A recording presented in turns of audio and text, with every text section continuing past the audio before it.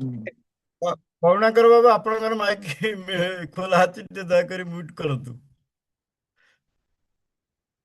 ହଁ।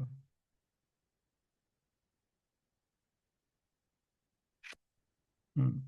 ଆଜିର ଏଇ ଯୋଉ ୱେବିନାରଟି ହେଉଛି ଏକ ମହତ୍ୱପୂର୍ଣ୍ଣ ୱେବିନାର, କାରଣ ଏ ଭିତରେ ଆମର ସଂଯୋଗ ହେଲା ଦିନଠୁ 200ଟି ୱେବିନାର ଆମେ ସମ୍ପନ୍ନ କରି 201ତମ ୱେବିନାରରେ ଆଜି ପହଞ୍ଚେ। ତେଣୁ ୟାକୁ ସ୍ମରଣୀୟ କରି ରଖିବା ପାଇଁ ଆଜି ମଧ୍ୟ ଏକ ଚମକପ୍ରଦ ବିଷୟ ଚୟନ କରାଯାଇଛି। ସେ ବିଷୟଟି ନିଶ୍ଚିତ ଭାବରେ ଆପଣଙ୍କ ମନରେ ଉତ୍କଣ୍ଠା ସୃଷ୍ଟି କରିଥିବ, ଯେଉଁମାନେ ଆମର ଫ୍ଲାୟରକୁ ଦେଖିଥିବେ। ସେ ବିଷୟଟି ହେଉଛି ଜାଣି ଅଜଣା ତେଣୁ ବାଟ ବଣା।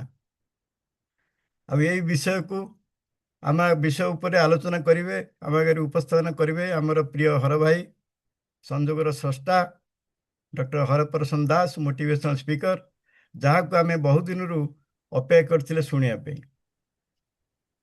ଆଉ ଆଜିର କାର୍ଯ୍ୟକ୍ରମକୁ ସଞ୍ଚାଳନା କରିବେ ଆମର ପ୍ରିୟ ଶୁଭେନ୍ଦୁ ଭାଇ, ବହୁ ପ୍ରତିଭାର ଅଧିକାରୀ, ଯଶସ୍ୱୀ ପୁରୁଷ, ପ୍ରଫେସର ଶୁଭେନ୍ଦୁ କୁମାର ଦାସ। ତାଙ୍କର ଭିନ୍ନ ଶୈଳୀରେ କଥା କହିବା ଆପଣମାନେ ଜାଣିଛନ୍ତି, ତେଣୁ ସେ ନିଶ୍ଚୟ ଆମକୁ ଆଜି ତାଙ୍କ ସଞ୍ଚାଳନା ଦ୍ୱାରା ମଧ୍ୟ ଆମକୁ ଆମୋଦିତ କରିବେ। ଆଉ ଆଜି କାର୍ଯ୍ୟକୁ ସମାପନ କରିବେ ଭାଇ ମନମୋହନ ପାତ୍ର, ଶ୍ରୀ ରାମଚରିତ ମାନସର ଲୋକପ୍ରିୟ କଥାବାଚକ। ତେଣୁ ଆଜି ୱେବିନାରଟି ଏସବୁ ବିଶିଷ୍ଟ ବ୍ୟକ୍ତିମାନଙ୍କ ନେଇ ଆଜି ହେଉଛି, ଆଉ ମୋର ବିଶ୍ୱାସ ଏଟା ନିଶ୍ଚିତ ଭାବରେ ସମସ୍ତଙ୍କୁ ଆମୋଦିତ କରିବ। ଆଉ ସମସ୍ତଙ୍କୁ ଆଉଥରେ ମୁଁ ସ୍ୱାଗତ ଜଣାଉଛି। ଆଉ ସମୟ ନେଉନି, ମୁଁ ଏବେ ଅନୁରୋଧ କରୁଛି ସଞ୍ଚାଳକ ପ୍ରଫେସର ଶୁଭେନ୍ଦୁ କୁମାର ଦାସ ଭାଇଙ୍କୁ କାର୍ଯ୍ୟକ୍ରମକୁ ଆଗକୁ ନେବେ। ଭାଇ, ମଞ୍ଚ ଆପଣଙ୍କର। धन्यवाद श्री राजकुमार सुतार भाई। जय जगन्नाथ। आज 201तम आभासी कार्यक्रम को मु समस्त को जो माने उपस्थित अच्छा समस्त को स्वागत करुच्ची, और जो माने उपस्थित हेबे ताकू भी स्वागत करती, जो माने आसी पार नाते आ आसीबे ताकू भी मु स्वागत करुच्ची। तो यही जो सब वेबिनार आज आभासी कार्यक्रम जो 201तम, এটা ଗୋଟେ ବିଶେଷ କାର୍ଯ୍ୟକ୍ରମ। विशेष कार्यक्रम कहीं से आपको टिके परे कहबी। तो जो माने अतिथि श्रोता अच्छा, श्रोता भाई भाई मैंने जदि अतिथि श्रोता भाई भाई मैंने जो मैंने अच्छा कि प्रथम थर आज आमर वेबिनार रे जॉइन कर, तो तांकर अवगत मु दुई धाड़ी रे कहबी जे यही जो आज आभासी कार्यक्रमटा ह्यूमन डेवलपमेंट पोटेंशियल ट्रस्ट द्वारा आयोजित संजोग संगठी संजोग गोष्ठी द्वारा आज आम प्रस्तुत करचु। इमिति ह्यूमन पोटेंशियल डेवलपमेंट ट्रस्ट मैक इंस्टीट्यूशन ग्रुप ऑफ इंडस्ट्रीज रु इंस्टीट्यूशंस रु उद्धृत आ संगे भी बहुत गुड़े संस्था जड़ित जड़ित अच्छा, जो माने हेले हमर व्यक्तित्व विकास प्रोग्राम बा कार्यक्रम, दक्षता विकास कार्यक्रम। तो वर्तमान जो जी संस्था भी अच्छा, मैक हो ह्यूमन डेवलपमेंट पोटेंशियल ट्रस्ट हो, दक्षता विकास कार्यक्रम हो, व्यक्तित्व विकास कार्यक्रम हो, सबुथ मूल लक्ष्य हूँ मनीष को मनीष भाया गढ़ा, मनीष को मनीष भाया गढ़ा, यहाँ हूँ मूल लक्ष्य। तो वर्तमान मु कहि आज कार्यक्रमटा कहीं विशेष, यार विशेषता कौन, ये जिते संस्था मु ना नेली ये सबुतिर स्रष्टा आमर सुतार भाई भी कही सारी, ये संस्थार ये जो संस्था गुड़िकर स्रष्टा होती आमर डॉक्टर हरप्रसन्न दास भाई, जी कि एक असाधारण व्यक्तित्व। तांको व्यक्तित्व विषय कहले घंटे नहीं 2 घंटा नहीं राति पाई जाई पारे, किंतु एते तो हम पाखे समय नहीं, तो टिके सर्टकट रे मु कहबी ଆଜିର ଏଇ ଯୋଉ ବକ୍ତା ଡକ୍ଟର ହରପ୍ରସନ୍ନ ଦାସ ଭାଇଙ୍କର ମୂଳ ମନ୍ତ୍ର ହଉଛି, ତାଙ୍କର ଏତେ ସଂସ୍ଥା ଅଛି, ମୂଳ ମନ୍ତ୍ର ହଉଛି ତାଙ୍କ ସଂସ୍ଥାରେ କେହି ମାଲିକ ନୁହନ୍ତି, କେହି ଏମ୍ପ୍ଲୟି ନୁହନ୍ତି, କେହି ମାଲିକ ନୁହନ୍ତି, କେହି କର୍ମଚାରୀ ନୁହନ୍ତି, ସମସ୍ତେ ମାଲିକ ସମସ୍ତେ କର୍ମଚାରୀ। ତାଙ୍କର ଏହି ମୂଳ ମନ୍ତ୍ରରେ ସେ ତାଙ୍କର ସଂସ୍ଥା ଗୁଡିକ ଚଳେଇ ଆସିଛନ୍ତି। ଆଉ ଗୋଟେ କଥା ଯେ ତାଙ୍କର ଡିକ୍ସନାରୀରେ ଫର୍ମାଲିଟି ଶବ୍ଦ ନାହିଁ। ଡିକ୍ସନାରୀ ତ ନାହିଁ, ତାଙ୍କ ଜାତକରେ ବି ନାହିଁ। ଫର୍ମାଲିଟି ଜିନିଷଟା କଣ ତାଙ୍କ ପାଖରେ କିଛି ନାହିଁ। ସେ ସବୁବେଳେ ଇନଫର୍ମାଲ। ତାଙ୍କର ଇନଫର୍ମାଲିଟି ଯୋଉ ତାଙ୍କର ନେଚର ଅଛି, ସେଥିପାଇଁ ବହୁତ ଥର ମାନେ ଥରେ ଥରେ ମୁଁ ଗୋଟେ ଏକ୍ଜାମ୍ପଲ ଦଉଛି। ନିକଟ ଅତୀତରେ ଏଇ ଆମର ସେଇ ସଂସ୍ଥାର ଜଣେ ବରିଷ୍ଠ କର୍ମକର୍ତ୍ତାଙ୍କର ଜନ୍ମଦିନ ପଡିଥିଲା। ତ ଆମ ଦି ଜଣକୁ ବି ଅତିଥି କରି ଡାକିଥିଲେ, ଗେଷ୍ଟ କରି ଡାକିଥିଲେ। ତ ନ୍ୟାଚୁରାଲି ଯେ ଯଦି ଜନ୍ମଦିନ କିମ୍ବା ମ୍ୟାରେଜ ଆନିଭର୍ସରୀ ଆମେ ଯାଉଛେ, ନିଶ୍ଚୟ କିଛି ଗିଫ୍ଟ ନେଇକି ଯିବା। ତ ଆମେ ବି ଗିଫ୍ଟ ନେଇକି ଯାଇଥିଲୁ। ତ ଆମ ବକ୍ତା ଯିଏ ଡକ୍ଟର ହରପ୍ରସନ୍ନ ଦାସ ଗିଫ୍ଟ ଦେଖି ପଚାରିଲେ, ଆପଣ କାହିଁ ଗିଫ୍ଟ ଧରିକି ଆସିଛନ୍ତି? ଆପଣଙ୍କୁ କିଏ କହିଲା ଗିଫ୍ଟ ଧରିକି ଆସିବା ପାଇଁ? ମୁଁ ବଡ ଅପ୍ରସ୍ତୁତିକର ପରିସ୍ଥିତିରେ ପଡିଲି। ମୁଁ କହିଲି, ଏକ ତ ପଇସା ଖର୍ଚ୍ଚ କରି ଗିଫ୍ଟ ଆଣିବ, ତାପରେ ପୁଣି ଶୋ କଜ୍ ନୋଟିସ ଆସିବ, ଆଉ ପୁଣି ଏକ୍ସପ୍ଲାନେସନ ଦେବ ଯେ କାହିଁକି ଗିଫ୍ଟ ଆଣିଲ। ମୁଁ କହିଲି, ଆଜ୍ଞା କ୍ଷମା କରନ୍ତୁ, ମୋ ଜୀବନରେ ଆଉ କେବେ ଗିଫ୍ଟ ନେଇକି ଆସିବିନି। ତ ତାଙ୍କର ଏଇ ଫର୍ମାଲିଟି ଜିନିଷଟା ଯୋଉ ନାହିଁ, ଏଇଟା ବହୁତ ଗୋଟେ ବଡ ଗୁଣ ତାଙ୍କର, ବହୁତ ଭଲ ଗୁଣ ତାଙ୍କର। ସେ ଅନେକ ଉଚ୍ଚ ପଦବୀରେ ରହି ଆସିଛନ୍ତି, ବିଭିନ୍ନ ଅର୍ଗାନାଇଜେସନରେ, ବିଭିନ୍ନ ସଂସ୍ଥାରେ। ନାଲକୋରେ ବି ସେ ନାଲକୋରେ ଥିଲେ। ନାଲକୋରୁ ସେ 2001ରେ ଇଚ୍ଛାରେ, ନିଜ ଇଚ୍ଛାରେ, ସ୍ୱ ଇଚ୍ଛାରେ ସେ ଅବସର ଗ୍ରହଣ କଲେ। କଲା ପରେ ସେ ଅବସର ଗ୍ରହଣ କରିବାର ବି କାରଣ ଗୋଟେ ଅଛି ଯେ ସିଏ ଏଇ ଯୋଉ ଜନସମାଜକୁ ସିଏ ଗୋଟେ ଦିଗ୍ଦର୍ଶନ, ମାନେ ଗୋଟେ ରାସ୍ତା ଦେଖେଇବା ପାଇଁ ତାଙ୍କର ସେ ସଂସ୍ଥା କଲେ। ଆଉ ସେ ଚାହିଁଲେ ଯେ ମୁଁ କେମିତି ଏଇ ସମାଜକୁ କେମିତି ସୁଧାରିବି। ସେ ବହୁତ ଜିନିଷ ଜାଣିଛନ୍ତି, ବହୁତ ଜିନିଷ ଉପଲବ୍ଧି କରିଛନ୍ତି। ସେ ସେଥିରେ ଭାବିଲେ ଯେ ନାଇଁ, ମୁଁ ଏଇ ଜନସମାଜକୁ କେମିତି ସୁଧାରିବି। ସେଇଥିପାଇଁ ସେ ଚାକିରି ଛାଡିଦେଲେ। ଏତେ ଭଲ ଚାକିରି ଥାଇକି ଛାଡିଦେଲେ। ଛାଡି ଦେଇକି ସେ ତାଙ୍କର ସଂସ୍ଥା ଆରମ୍ଭ କଲେ। ଆରମ୍ଭ କରିକି ସେଥିରେ ସେ ସାହାଯ୍ୟ ତ କଲେ, ମାଗଣାରେ ବି ସାହାଯ୍ୟ କରୁଛନ୍ତି ଏପର୍ଯ୍ୟନ୍ତ। ତଥାପି ଚେଷ୍ଟା କରୁଛନ୍ତି ଯେ ମଣିଷକୁ କିନ୍ତୁ ମଣିଷ ଭଳିଆ ଗଢିବେ। ଆଉ ତାଙ୍କର ଯେତେ ଷ୍ଟାଫ ବି ଅଛନ୍ତି, ଯେତେ କର୍ମକର୍ତ୍ତା ଅଛନ୍ତି, ସମସ୍ତେ ଗୋଟେ ପରିବାର ଭଳିଆ। ତାଙ୍କର ଯେମିତି ମୁଁ କହିଲି ଯେ ତାଙ୍କର ମାଲିକ କେହି ନାହାନ୍ତି, କି କେହି କର୍ମଚାରୀ ନାହାନ୍ତି ବା କର୍ମକର୍ତ୍ତା ନାହାନ୍ତି, ସମସ୍ତେ ମାଲିକ ସମସ୍ତେ କର୍ମଚାରୀ। ସେମିତି ତାଙ୍କର ସେ ଗୋଟେ ପରିବାର। ସେ ଗୋଟେ ସେଇ ଯୋଉ ସଂସ୍ଥା ଅଛି, ତାଙ୍କର ସଂସ୍ଥାରେ ଯେତେ ବି ଏମ୍ପ୍ଲୟି ଅଛନ୍ତି, ସମସ୍ତେ ଗୋଟେ ପରିବାର ଭଳିଆ। ଏମିତି କାହା ସାଙ୍ଗରେ କାହାର କିଛି ଫର୍ମାଲିଟି ନାହିଁ। ତ ଆଜିର ଯୋଉ ବକ୍ତବ୍ୟ ରଖିଛନ୍ତି ସେ, ଆଉ ଗୋଟେ କଥା ମୁଁ ଏ ଭିତରେ କହିବି। ଅନେକ ଥର ମୁଁ ମଧ୍ୟ, ମୋର ବି ଅନୁଭୂତି ଅଛି। ମୁଁ ତାଙ୍କୁ ପଚାରିଛି ଯେ ଏଥର ଆପଣ ଟିକେ ଏଇ ତାରିଖରେ ତ ଆପଣ କହୁଛନ୍ତି, କୋଉ ବିଷୟରେ କହିବେ? ସେ କହନ୍ତି, ଆପଣ କହୁନାହାନ୍ତି କଣ କହିବି। ମୁଁ କହେ, ମୁଁ କଣ କହିବି? ଆପଣ କହିବେ, ବକ୍ତବ୍ୟ ଆପଣ ଦେବେ, ଆଉ ମୁଁ କହିବି କଣ, କୋଉ ବିଷୟରେ କହିବେ? ନା ନାଇଁ ନାଇଁ, ଆପଣ କୁହନ୍ତୁ। ୟାଠୁ ଆପଣ କଣ ବୁଝୁଛନ୍ତି? ଏଥିରୁ ଆପଣ ନିଶ୍ଚୟ ବୁଝୁଥିବେ ଯେ ତାଙ୍କର ସବୁ ଦିଗରେ ଦକ୍ଷତା ଅଛି।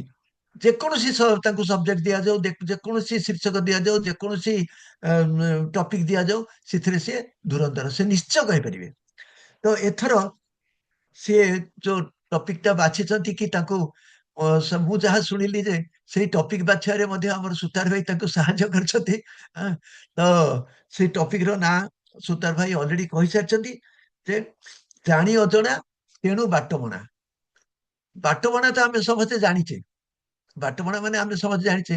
ଅକ୍ଷୟ ମହାନ୍ତିଙ୍କର ଗୋଟେ ଗୀତ ଅଛି, ଘରୁ ବାହାରିଲେ ବାଇଆ ବାବୁ ବୁଲିବା ପାଇଁ, କଲିକତାକୁ ଟିକଟ କାଟି ପହଞ୍ଚିଗଲେ ଢେଙ୍କାନାଳରେ ଯାଇ। ତ କଲିକତାକୁ ନ ଯାଇକି ସେ ଢେଙ୍କାନାଳରେ ପହଞ୍ଚିଗଲେ ବାଇଆ ବାବୁ, ତାମାନେ ସେଟା ବାଟବଣା ହେଇଗଲେ। ବାଟବଣା ବିଷୟରେ ଆମେ ଅଳ୍ପ ବହୁତ ଜାଣିବା, କିନ୍ତୁ ଜାଣି ଅଜଣା ଜିନିଷଟା ଆମେ ଯେତେ ପର୍ଯ୍ୟନ୍ତ ଜାଣିପାରିବାନି, ସେତେ ପର୍ଯ୍ୟନ୍ତ ଆମେ ଯେତେ ପର୍ଯ୍ୟନ୍ତ ଜାଣିପାରିବାନି, ଆମେ ସେତେ ପର୍ଯ୍ୟନ୍ତ ଜାଣିବାନି। ସେଥିପାଇଁ ଆମେ ସେ ଜାଣି ଅଜଣା କଣ ତାଙ୍କଠୁ ହିଁ ଶୁଣିବା। ତ ମୁଁ ବେଶୀ କାହିଁକି ତାଙ୍କଠୁ ମୁଁ ବେଶୀ ଶୁଣିବାକୁ ଚାହୁଁଛି, ତାଙ୍କଠୁ ମୁଁ ତାଙ୍କୁ ବେଶୀ ଟାଇମ ମୁଁ ନେଇକିରି ତାଙ୍କୁ କମ ସମୟ ତାଙ୍କ ପାଇଁ ରହିବ ସେଇଟା ମୁଁ ଚାହୁଁନି। ତା ପୂର୍ବରୁ ତାଙ୍କୁ ଆମନ୍ତ୍ରଣ କରିବା ପୂର୍ବରୁ ମୁଁ ଖାଲି ଶ୍ରୋତା ଭାଇ ମାନଙ୍କୁ ଅନୁରୋଧ କରୁଛି ଯେ ସେମାନେ ନିଜ ନିଜର ଅଡିଓ ଆଉ ଭିଡିଓକୁ ବନ୍ଦ ରଖନ୍ତୁ, ଆଉ ଯେତେବେଳେ ଦରକାର ପଡିବ ସେତେବେଳେ ଅଡିଓ ଭିଡିଓ ଅନ୍ କରି କହିବେ। ଦରକାର ତ ବକ୍ତବ୍ୟ ସମୟରେ ଦରକାର ପଡିବନି, ବକ୍ତବ୍ୟ ପରେ ଆମର 18 ମିନିଟ୍ ସମୟ ରଖା ହେଇଛି ପ୍ରଶ୍ନୋତ୍ତର କାର୍ଯ୍ୟକ୍ରମ ପାଇଁ। ଯାହାର କିଛି ମନରେ ସନ୍ଦେହ ଆସିବ ଚାଟ୍ ବକ୍ସରେ ଲେଖିଦେଲେ ବହୁତ ଭଲ। ଆଉ ଯଦି ଚାଟ୍ ବକ୍ସରେ ନ ଲେଖି ପାରିଛନ୍ତି, କିଛି ହଠାତ୍ କିଛି ପ୍ରଶ୍ନ ମନକୁ ଆସିଛି, ତାହେଲେ ହାତ ଟେକି ଆପଣ ପ୍ରଶ୍ନ ପଚାରି ପାରିବେ। ତ ବର୍ତ୍ତମାନ ଆଉ ସମୟ ନଷ୍ଟ ନ କରି ମୁଁ ଆମର ଡକ୍ଟର ହରପ୍ରସନ୍ନ ଦାସ ଭାଇଙ୍କୁ ଆମନ୍ତ୍ରଣ କରିବି ଆଉ ଅନୁରୋଧ କରିବି ସେ ମଞ୍ଚକୁ ଆସିବେ ଆଉ ତାଙ୍କର ବକ୍ତବ୍ୟ ଆରମ୍ଭ କରିବେ। ତାଙ୍କର ସମୟ ସୀମା 40 ମିନିଟ୍। ହରପ୍ରସନ୍ନ ଦାସ ଭାଇ।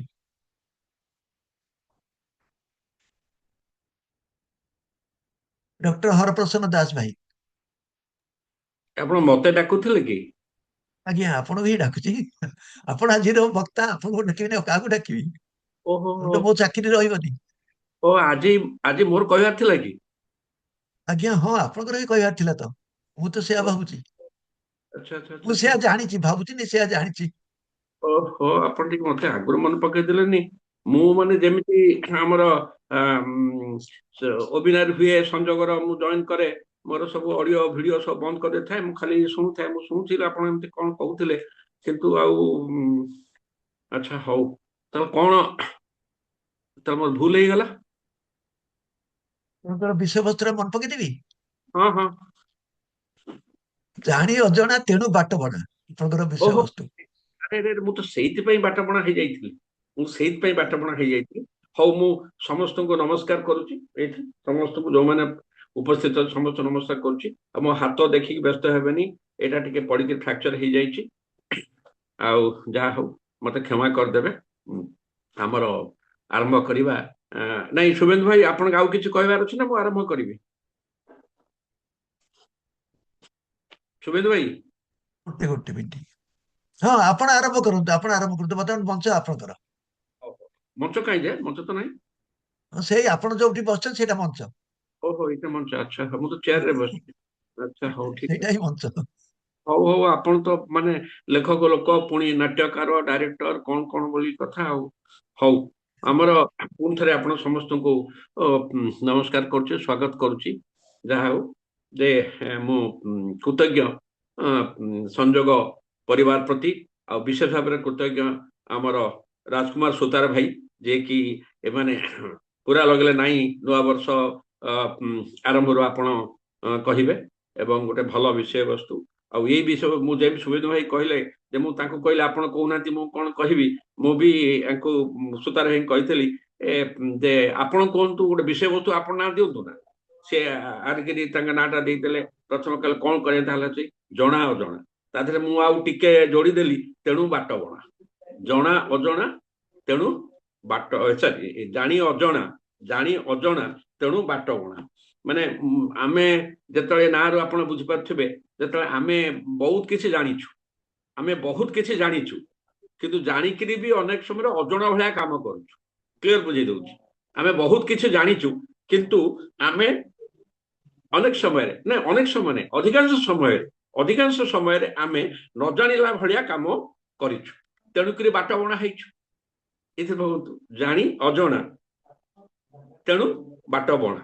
ତେଣୁ ଆମେ ଯେହେତୁ ଜାଣିକିରି ବି ଅଜଣା ଭଳିଆ କାମ କରୁଛୁ, ତେଣୁକରି ଆମେ ବାଟ ବଣା ହଉଛୁ। এইটা ଜିନିଷ ସମସ୍ତେ ଆମକୁ ଲିଭେଇଥିବେ। ଆଚ୍ଛା, ଏଇ ଟପିକ ବିଷୟରେ କହିଲା ପରେ ଆର ଆପଣମାନେ ଭାବୁଥିବେ କଣ କରିବ ଆମକ, ମୁଁ ବି ଭାବୁଥିଲି କଣ କହିବି। ଆପଣମାନେ ଭାବୁଥିବେ ହର ଭାଇ ବର୍ତ୍ତମାନ କଣ ଏଣୁ ତେଣୁ କଣ କହିବେ, ମୁଣ୍ଡ ଖରାପ ହବ, ମୁଣ୍ଡ ବିନ୍ଧିବ, ବୋର କରିବ, ଅମୁକ କରିବେ। କିନ୍ତୁ ମୁଁ ଖାଲି ଗୋଟିଏ କଥା କହିବି ଯେ ଛୋଟିଆ କଥାଟିଏ, କଣ ଯେ ଯାହା କହିବି ଆମ ନିଜ ଜୀବନର କଥା କହିବି, ବାହାର କଥା କହିବିନି।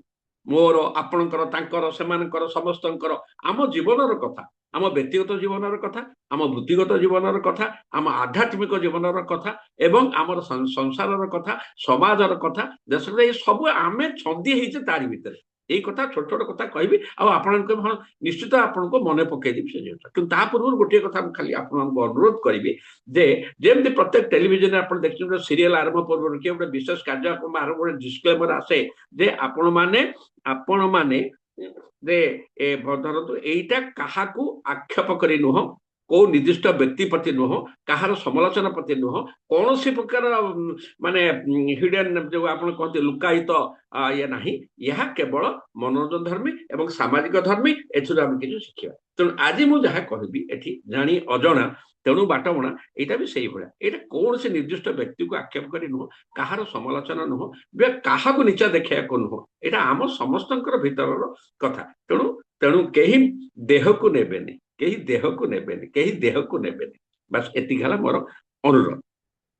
ଗୋଟିଏ ହେଲା ପ୍ରଥମରୁ ଆରମ୍ଭ କରିବା ଯେ ଆମେ ସକାଳୁ ଉଠୁଛେ ଉଠିକି ସାଙ୍ଗେ ସାଙ୍ଗେ କହୁଛେ ମୁହଁଟା ଧୋଇ ଦଉଛେ, କାରଣ ଅଧୁଆ ମୁହଁଟା ଧୋଇଦେଲେ ମାନେ ମୁହଁ ସଫା ହେଇଗଲା। ତାପରେ ଆଖିଟା ଭଲକି ଧୋଇଦେଲେ, ପାଟି କୁଳକୁଳ କରି ପାଟିଟା ଭଲକି ଧୋଇଲା, କୁଳକୁଳ ହେଇଗଲା, ପାଣି ଗ୍ଲାସ ପିଇଲେ, ତାପରେ ଚାଲିଲେ କୋଉଠି ନା ୱାସରୁମ ପଶିଲେ, ପରିସ୍ରା କରିଗଲେ, ଝାଡା ଗଲେ, ଦାନ୍ତ ସଫା କଲେ, କଣ ଦାନ୍ତ ସଫା ହେଲା, ଝାଡା ପରିସ୍ରା ହେଲା, ପେଟ ସଫା ହେଲା, କିଛି ସମୟ ପରେ ଗାଧେଇଲେ, ଦେହ ସଫା ହେଲା, ସବୁ ସଫା ହେଇଗଲା। ତାପରେ ଆମେ ଡ୍ରେସ ପିନ୍ଧିଦେଲେ, ଭଲ ଡ୍ରେସଟେ ପିନ୍ଧିଦେଲେ, ଯିଏ ଠାକୁର ପୂଜାକୁ ଗଲେ କିମ୍ବା ଆଉ କିଛି କାର୍ଯ୍ୟ କଲେ, ମାନେ ମୁଁ ସର୍ଟକଟରେ କହିଦଉଛି ଯେ ଆମେ ପ୍ରତିଦିନ ସକାଳେ, ତାପରେ ଆମ ଘର ଓଳା ହେଲା, ତାପରେ ରାତିର ଏଇଟା ବାସନ ଅଛି ସେ ମଜା ହେଲା, ତେଣୁ ଘର ବି ସଫା ହେଲା, ଘର ଓଳା ହେଲା, ବାସନ ସବୁ ସଫା ହେଲା, ଡଷ୍ଟିଂ ହେଲା, ଗଲା। ତେଣୁ ମୋର ସେ କହିବାର କଥା ହେଲା ଯେ ଆମେ ଏଣ୍ଟାୟାର ଆମର ସବୁବେଳେ ହେଲା ଏଇ ଯୋଉ ସଫା କାମଟା ପ୍ରତିଦିନ ନୀତି କାଳେ, ଯେମିତି ଅକ୍ଟୋବର 2ରେ ଗାନ୍ଧୀ ଜୟନ୍ତୀରେ ସଫା କାର୍ଯ୍ୟ ହଉଛି, ନେତା ମାନେ କରନ୍ତି, ଫଟୋ ଉଠାଏ, ସେଇଟା ସଫା ନୁହଁ, ଏଇଟା ପ୍ରତିଦିନ ଆମେ ନିଜକୁ ସଫା କରୁ। କିନ୍ତୁ ଏଇଟା ହେଲା ବାହ୍ୟ ସଫା, ଏକ୍ସଟର୍ନାଲ ସଫା। କିନ୍ତୁ ଇଣ୍ଟରନାଲ ସଫାଟା ଆପଣ ଭାବନ୍ତୁ, ଟିକେ ଭାବନ୍ତୁ, ନିଜକୁ ପଚାରନ୍ତୁ, ଭିତର ମନର ସଫା, ନିଜ ଭାବନାର ସଫା, ନିଜ ମନୋବୃତ୍ତିର ସଫା, ନିଜ ଉଚ୍ଚାରଣର ସଫା, ନିଜ ଆଚରଣର ସଫା, ଆଉ ତ ଲମ୍ବିବ କେତେ କଣ ଅଛି କର୍ମଥଳ। ତେଣୁ ଉଚ୍ଚାରଣର ସଫା, ଆଚରଣର ସଫା, ଭାବନାର ସଫା, ମନର ସଫା, ମନ ଭିତରେ ଥିବା ଯୋଉ ନାହିଁ ଦ୍ୱନ୍ଦ୍ୱର ସଫା, ଆକୁ ଆମେ କେତେବେଳେ କରୁଛେ? ତେଣୁ ଆଜିର କାର୍ଯ୍ୟକ୍ରମ ହଉଛି ସେଇଠି କାମ। ଆସନ୍ତୁ ଆମେ ସମୀକ୍ଷା କରିବା, ସମାଲୋଚନା ନୁହଁ। ଆସନ୍ତୁ ଆମେ ସମୀକ୍ଷା କରିବା, ଆସନ୍ତୁ ଆମେ ନିଜର ସମୀକ୍ଷା କରିବା, ଆସନ୍ତୁ ଆମେ ନିଜକୁ ନିଜେ ପଚାରି ବୁଝିବା, ମୁଁ କାହିଁକି ସେ ଭିତରଟାକୁ ସଫା କରୁନି, ବାହାର ତ ଚକଚକ ସଫା। ଆଉ ଛାଡ଼ନ୍ତୁ, ଆଉ ଅନ୍ୟ କଥା କହିବା ଦରକାର ନାହିଁ। କି ମୁହଁକୁ ସଫା କରିବାକୁ ବହୁତ ପ୍ରକାର ଅଛି, ଲୋସନ ଅଛି, ପାଉଡର ଅଛି, ବିଭିନ୍ନ ପ୍ରକାର ସବୁ ଅଛି, ତାପରେ ପାର୍ଲରକୁ ଯିବାର ଅଛି, ବିଭିନ୍ନ ପ୍ରକାର ଅଛି, ଏବଂ ଆଉ ମାନେ ଚୁଟିକି କଳା କରିବାର ଅଛି, 80 ବର୍ଷ ବୟସରେ ଚୁଟିକି କଳା। ସେ ମୁଁ ପୁଣି କହିଛି, କୌଣସି ନିର୍ଦ୍ଦିଷ୍ଟ କଥା କହୁନାହିଁ, ସବୁଗୁଡାକ ଆମେ ସଜେଇ ହେଇଛି, କିନ୍ତୁ ଭିତରଟା କାହିଁ ସଫା କରୁନି? ମତେ କିଏ କହିବା ଯାଏ କାହିଁ ଯିବ ତୁ ଏଇଟା ଭୁଲ କଲୁ, ତୋ ଭାବନାଟା ଠିକ ନୁହଁ, ତୋର ମନୋବୃତ୍ତିଟା ଠିକ ନୁହଁ, ତୋ ଆଚରଣଟା ଠିକ ନୁହଁ, ତୋ ଉଚ୍ଚାରଣଟା ଠିକ ନୁହଁ, ତୋ କର୍ମଟା ଠିକ ନୁହଁ, ତୋର ଇଣ୍ଟେନସନଟା ଠିକ ନୁହଁ, ମତେ କିଏ କାହିଁ କହିବ? ମୁଁ କଣ ସେତିକି ଯୋଗ୍ୟ ନୁହଁ? ମୁଁ କଣ ସେତିକି ଶିକ୍ଷିତ ନୁହଁ? ମୁଁ କଣ ନିଜେ ଜାଣିପାରିବି ନାହିଁ ଯେ ମୋର ଭୁଲଟା କୋଉଠି ଅଛି? ସେଇଟା ହେଲା। ତେଣୁ ଏଇ କାର୍ଯ୍ୟକ୍ରମ ଯୋଉ ଆମେ ଆରମ୍ଭ କଲୁ, ଏକ୍ସଟର୍ନାଲ କ୍ଲିନନେସ ସହିତ ଇଣ୍ଟରନାଲ କ୍ଲିନନେସଟା ଜରୁରୀ ଦରକାର। ଆସନ୍ତୁ ଆଜି ଆମେ ଏଇ ଯୋଉ ଆଲୋଚନାରୁ ଯଦି କିଛି ଆମେ ଶିଖିପାରିବା, ଜାଣିପାରିବା, ତାହିଁ ନିଶ୍ଚିତ ଭାବରେ ମୁଁ କୃତଜ୍ଞ ହେବି, ଏବଂ ମୁଁ ବି ଅଛି ତା ଭିତରେ। ତେଣୁ ମୁଁ ଆମେ ବୋଲି କହୁଛି, ଆମେ ଏଇ କାମ କରୁଛୁ, ଆମେ ଜାଣିଛୁ, ଜାଣିକିରି ଅଜଣା ହଉଛୁ, ତେଣୁ ବାଟପଣା ହଉଛୁ, ତାପରେ ଆହା ଚୁଚୁ ହଉଛୁ। ଏ ହେଲା ଗୋଟେ କଥା। ତାପରେ ଆସିବା, ସେଇଥିପାଇଁ ଆମେ ନିଶ୍ଚିତ ଭାବରେ ଆପଣ ଆତ୍ମସମୀକ୍ଷାଟା ଦରକାର, ଏବଂ କେତେବେଳେ ଦରକାର? ପ୍ରତି ମୁହୂର୍ତ୍ତରେ ଦରକାର। ଯେମିତି ପ୍ରତିଦିନ ଆମେ ସଫା କରୁଛେ ଏକ୍ସଟର୍ନାଲ, ପ୍ରତି ମୁହୂର୍ତ୍ତରେ ଦରକାର, ପ୍ରତି ଘଟଣାରେ ଦରକାର, ପ୍ରତି ଇଏରେ, ମାନେ ଆମର ଯୋଉ ଜୀବନର ପାହାଚ ଚାଲିଛି ଆକୁ ଆମେ ବଢି ଚାଲିଛୁ, କାର୍ଯ୍ୟକ୍ରମର ପ୍ରତି କାର୍ଯ୍ୟକ୍ରମ ଦରକାର। ତାପରେ ଆସିଲା ଆଉ ଗୋଟେ କଥା, ମଣିଷ ମାତ୍ରକେ ଭୁଲ ହବ, ଟୁ ଏର୍ ଇଜ୍ ହ୍ୟୁମାନ୍। କୋଉ ମଣିଷ ପରଫେକ୍ଟ ନାହିଁ, କିନ୍ତୁ ବହୁତ ଲୋକ ନିଜକୁ ପରଫେକ୍ଟ ବୋଲି ପ୍ରମାଣିତ କରିବାକୁ ଚାହାନ୍ତି, ବହୁତ ଲୋକ ନିଜକୁ ପରଫେକ୍ଟ ବୋଲି ପ୍ରମାଣ କରିବାକୁ ଚାହାନ୍ତି, କିନ୍ତୁ ସେଟା ଭୁଲ। ସେଥିପାଇଁ ସେ ଯୁକ୍ତି କରନ୍ତି, ଆଲୋଚନା ନୁହଁ। ସେଥିପାଇଁ ସେ ଯୁକ୍ତି, ଆପଣ ଦେଖନ୍ତୁ, ଯୁକ୍ତି ଭର୍ସେସ ଆଲୋଚନା। ଯୋଉଠି ଆଲୋଚନା ଅଛି, ମୁଁ କହିବି ଆପଣ ଶୁଣିବେ, ଆପଣ କହିବେ ମୁଁ ଶୁଣିବି, ମୁଁ ଆପଣଙ୍କ କଥା ବୁଝିବି, ଆପଣ ମୋ କଥା ବୁଝିବେ, ତାପରେ ଆମେ ଗୋଟେ ଉପସଂହାରରେ ଆସିବା, ହଁ ନାଇଁ ଏଇଟା ଠିକ କଥା ଅଛି। ଏବେ ଥରେ ଗୋଟେ ଏବେ ନିକଟ ଅଛି, ଥରେ ଗୋଟେ ଘଟଣାଟା ଘଟିଥିଲା। ସେ ବ୍ୟକ୍ତି ମତେ ଫୋନ କଲେ, ମୁଁ ତାଙ୍କୁ କହିଲି ଯେ ଆପଣ ଯଦି ମତେ ଫୋନ କରିଛନ୍ତି ମୁଁ ପଚାରୁଛୁ ସତ କଥା ମୁଁ କହିବି, କିନ୍ତୁ ଆପଣ ସେ ସତଟାକୁ ଶୁଣିବେ, ବୁଝିବେ, ହେଜିବେ। ମୁଁ ଆପଣଙ୍କୁ ବଡ ଭାଇ ହିସାବରେ କହିବି, ତାହେଲେ ଯାଇ କହିବି ନା ହଁ। ଏବଂ ମୁଁ ତାଙ୍କୁ କହିଲି ଏବଂ ସାଙ୍ଗେ ସାଙ୍ଗେ ସେ ବୁଝିଗଲେ, କହିଲେ ହଁ ମୁଁ ବର୍ତ୍ତମାନ ହୃଦୟଙ୍ଗମ କରିପାରୁଛି। ନାଇଁ ନାଇଁ, ମୁଁ କହିଲି ଆପଣ ହାତରେ ଅଛି ସୁଧାରିବା, ଆପଣ ସୁଧାରି ପାରିବେ, ଆପଣ ସମାଧାନ କରିପାରିବେ। କହିଲେ ନାଇଁ ମୁଁ କରୁଛି। ତେଣୁ ତାଙ୍କୁ ବି ମୁଁ ହାତ ଯୋଡ଼ିକିରି ମୋର କୃତଜ୍ଞତା ଜ୍ଞାପନ କରୁଛି, କାରଣ ସେଇ ଯୋଉ ଜିନିଷଟା ହେଲା ଯୁକ୍ତି ନୁହଁ, ଆଲୋଚନା। ଏ ଗୋଟିଏ କଥା ମନେ ରଖନ୍ତୁ, ପରିବାର ଭିତରେ ଯେତେ ଦିନ ଦିନ ବଢୁଛି, ପିଲାମାନେ ବଡ ହଉଛନ୍ତି, ପରିବାର ଭିତରେ ବହୁତ ଯୁକ୍ତି ହଉଛି। 3 ପିଢି, ଜେଜେ ଜେଜେ ବାପା, ବାପା ମା, ପୁଣି ପୁଅ ଝିଅ, 3ଟା ଜେନେରେସନ ରଖିଲା ବେଳକୁ ଯୁକ୍ତି ଆସିଯାଉଛି। ଆଲୋଚନା କାହିଁ? ଆଲୋଚନା କରନ୍ତୁ, ସବୁ ସମାଧାନ ହେଇଯିବ। ସେଇ ଖାଇବା ଟେବୁଲ ପାଖରେ ବସିକିରି ଆମେ ଟିକେ ଆଲୋଚନା କରିଦବା, ସେ ଆଲୋଚନାରେ ସବୁ ସମାଧାନ ହେଇଯିବ। ମଣିଷ ମାତ୍ରେ ଭୁଲ ହେଇଯିବ, କିନ୍ତୁ ଏଠି ଗୋଟିଏ କଥା ହଉଛି, ଆମେ କେତେ ଜଣ ଭୁଲ ମାନୁଛୁ? ମଣିଷ ମାତ୍ରକେ ଭୁଲ ହବ, କିନ୍ତୁ ଆମେ କେତେ ଜଣ ଭୁଲ ମାନୁଛୁ ଆପଣ କୁହନ୍ତୁ। ତେଣୁ କଣ କରାଯିବ? ଭୁଲ ମଣିଷ ମାତ୍ରେ ହବ, କିନ୍ତୁ ଆମେ ଯଦି ଭୁଲଟାକୁ ମାନିବା, ହଁ ଏଇଟା ମୋର ଭୁଲ ହେଇଛି, ଭୁଲଟାକୁ ମାନିବା, ଆମେ ଯଦି ଭୁଲଟାକୁ ମାନିବା ତାହେଲେ କଣ ହବ? ଆମେ ବୁଝିପାରିବା ମୋର କୋଉଠି ଭୁଲ ହେଲା, କାହିଁକି ଭୁଲ ହେଲା, ରିଜିନ କଣ, ଭିତରେ ରିଜିନ କଣ, ମୋର ରାଗତାର ରିଜିନ ହେଲା କି ଆଉ କୌଣସି ପ୍ରକାର ମୋ ଭିତରେ ନେଗେଟିଭ ଆଟିଚ୍ୟୁଡ ଥିଲା, ନେଗେଟିଭ ଥିଙ୍କିଂ ଥିଲା, ତେଣୁ ମୋର ଏଟା ଭୁଲ ହେଲା। ତେଣୁ ଆମେ ଭୁଲଟାକୁ ଯଦି ମାନିବା, ତାହେଲେ ଭୁଲଟାରୁ ଶିଖିବା, ମୋର ଏଇଥିପାଇଁ ଭୁଲ ହେଲା, ମୁଁ ଏଟା କରିବାର ଉଚିତ ନୁହଁ। ଯଦି ଭୁଲଟାରୁ ଶିଖିବା, ତାହେଲେ କଣ ନିଜକୁ ସଜାଡ଼ିବା। 3ଟା କଥା ହେଇଗଲା ନା, ଭୁଲ ମାନିବା, ଭୁଲରୁ ଶିଖିବା ଏବଂ ତାପରେ ନିଜକୁ ସଜାଡ଼ିବା। ମାନେ ଆଉ ସେ ଭୁଲ ହବ ନାହିଁ। କିନ୍ତୁ ବନ୍ଧୁଗଣ ମନେ ରଖନ୍ତୁ, ଆଉ ନୂଆ ଭୁଲ ହବ କାଲି ସକାଳକୁ, ଆଉ ଏଇ ଭୁଲଟା ରିପିଟ ହବନି, କାରଣ ମୁଁ ରିଏଲାଇଜ କରିଦେଇଛି। ତେଣୁ ଭୁଲକୁ ମାନିବା, ଭୁଲକୁ ଶିଖିବା, ନିଜକୁ ସଜାଡ଼ିବା। ନିଜକୁ ସଜାଡ଼ି, ଯେମିତି ଆମେ ଡ୍ରେସ ପତ୍ର ସଜାଡ଼ି ଦଉଛେ, ଟିକେ କୋଉଠି ଗଲେ ଦୂରକୁ ପବନ ହେଲେ ମୁଣ୍ଡ କୁଣ୍ଡେଇ ଦଉଛେ, ତେଣୁ ଆମେ ଭୁଲକୁ ନିଜକୁ ସଜାଡ଼ିବା। ସେ ଭୁଲ ଆଉ ହବନି, କିନ୍ତୁ ନୂଆ ଭୁଲଟେ ହବ ନିଶ୍ଚିତ। ମଣିଷ ଭୁଲ, ପୁଣି ଭୁଲକୁ ମାନିବା ଏବଂ ଭୁଲକୁ ସ୍ୱୀକାର କରିବା, ଭୁଲ ଶିଖିବା, ସଜାଡ଼ିବା, ଏମିତି ଚାଲିଥିବ। ସଜାଡ଼ିବା କାମଟା ଜୀବନର ଶେଷ ପର୍ଯ୍ୟନ୍ତ ଆମେ ତ ସଜାଡୁଛେ ନା, ସକାଳ ଉଠେ ବିଛଣାକୁ ଉଠଉଛେ ସଜାଡୁଛେ, ସବୁ ସଜାଡୁଛେ, ଡ୍ରେସ ପତ୍ର ସଜାଡୁଛେ, କଣ ସଜାଡା ହଉଛି? ଏମିତି ଫୁଲକୁ ଆଣିବେ ସଜାଡ଼ିକି ରଖିକିରି ମାଳା ଗୁନ୍ଥିଲା ବେଳେ ସଜା କୋଉ ପରେ କୋଉ ଫୁଲ ଯିବ, ଏଇଟା ଜିନିଷଟା ଦେଖନ୍ତୁ। ଫୁଲ ଏତେ ମାନେ ଯାହାକୁ ମାନେ ପ୍ରଭୁଙ୍କ ସୃଷ୍ଟିରେ କେତେ ସୁନ୍ଦର ଜିନିଷ, କିନ୍ତୁ ତା ଭିତରେ ଛୁଞ୍ଚିଟେ ଗଳିଲେ ଯାଇକି ମାଳା ହବ। ଛୁଞ୍ଚିଟେ ଯିବ, କଷ୍ଟ ହବ, ତାପରେ ଯାଇ ମାଳା ହବ। ଲୁଜ ଫୁଲ ପ୍ରଭୁଙ୍କର ପାଦ ତଳେ ରହିବ, କିନ୍ତୁ ମାଳା ହେଇଗଲେ ବେକରେ ପଡିବ। ଏବଂ କିଏ ବାନ୍ଧୁଛି ତାକୁ? ସାମାନ୍ୟ ସୂତାଟା ଏତେ ଦାମିକିଆ ନୁହଁ, କିନ୍ତୁ ଫୁଲ ଗୁଡାକ ଦାମିକିଆ, ତାକୁ ବାନ୍ଧୁଛି। ତେଣୁ ଏଇଥିରୁ ଭାବିବାର ଯେ ଆମେ ନିଜକୁ ବାନ୍ଧିବା, ଆମେ ସେଇଭଳି ନିଜକୁ ଗୁନ୍ଥିବା, ତାହେଲେ ଯାଇକିରି। କିନ୍ତୁ ଆମେ କାହିଁକି ଭୁଲଟା ମାନୁନେ? ଅହଙ୍କାର, ମୁଁ, ଆମେ କାହିଁକି ଭୁଲଟାକୁ ମାନୁନେ? ମୁଁ, ସେ ଯୋଉ ଅହଙ୍କାର ଆସିଗଲା। ଆମର ଗୋଟେ କଣ ଶ୍ଲୋକ ନାହିଁ, ମତେ ଆମର ଗୋଟେ ଅଛି ଯୋଉ କଣ, ନମ୍ରନ୍ତି ଫଳାନି ବୃକ୍ଷା ନମ୍ରନ୍ତି ଗୁଣିନା ଜନା, ଏଇଟା କଥା। କିନ୍ତୁ ବହୁ ଜାଗାରେ ମୁଁ ଦେଖିଛି, ଯେ ଯେତେ ଗୁଣିନା ଜନା ଅଛନ୍ତି, ଶିକ୍ଷିତ ଲୋକ ଅଛନ୍ତି ଆମ କଥା, ସେ ତାଙ୍କ ଭିତରେ ବହୁତ ଅହମ୍ଭାବ ଅଛି, ବହୁତ ଅହଙ୍କାର ଅଛି।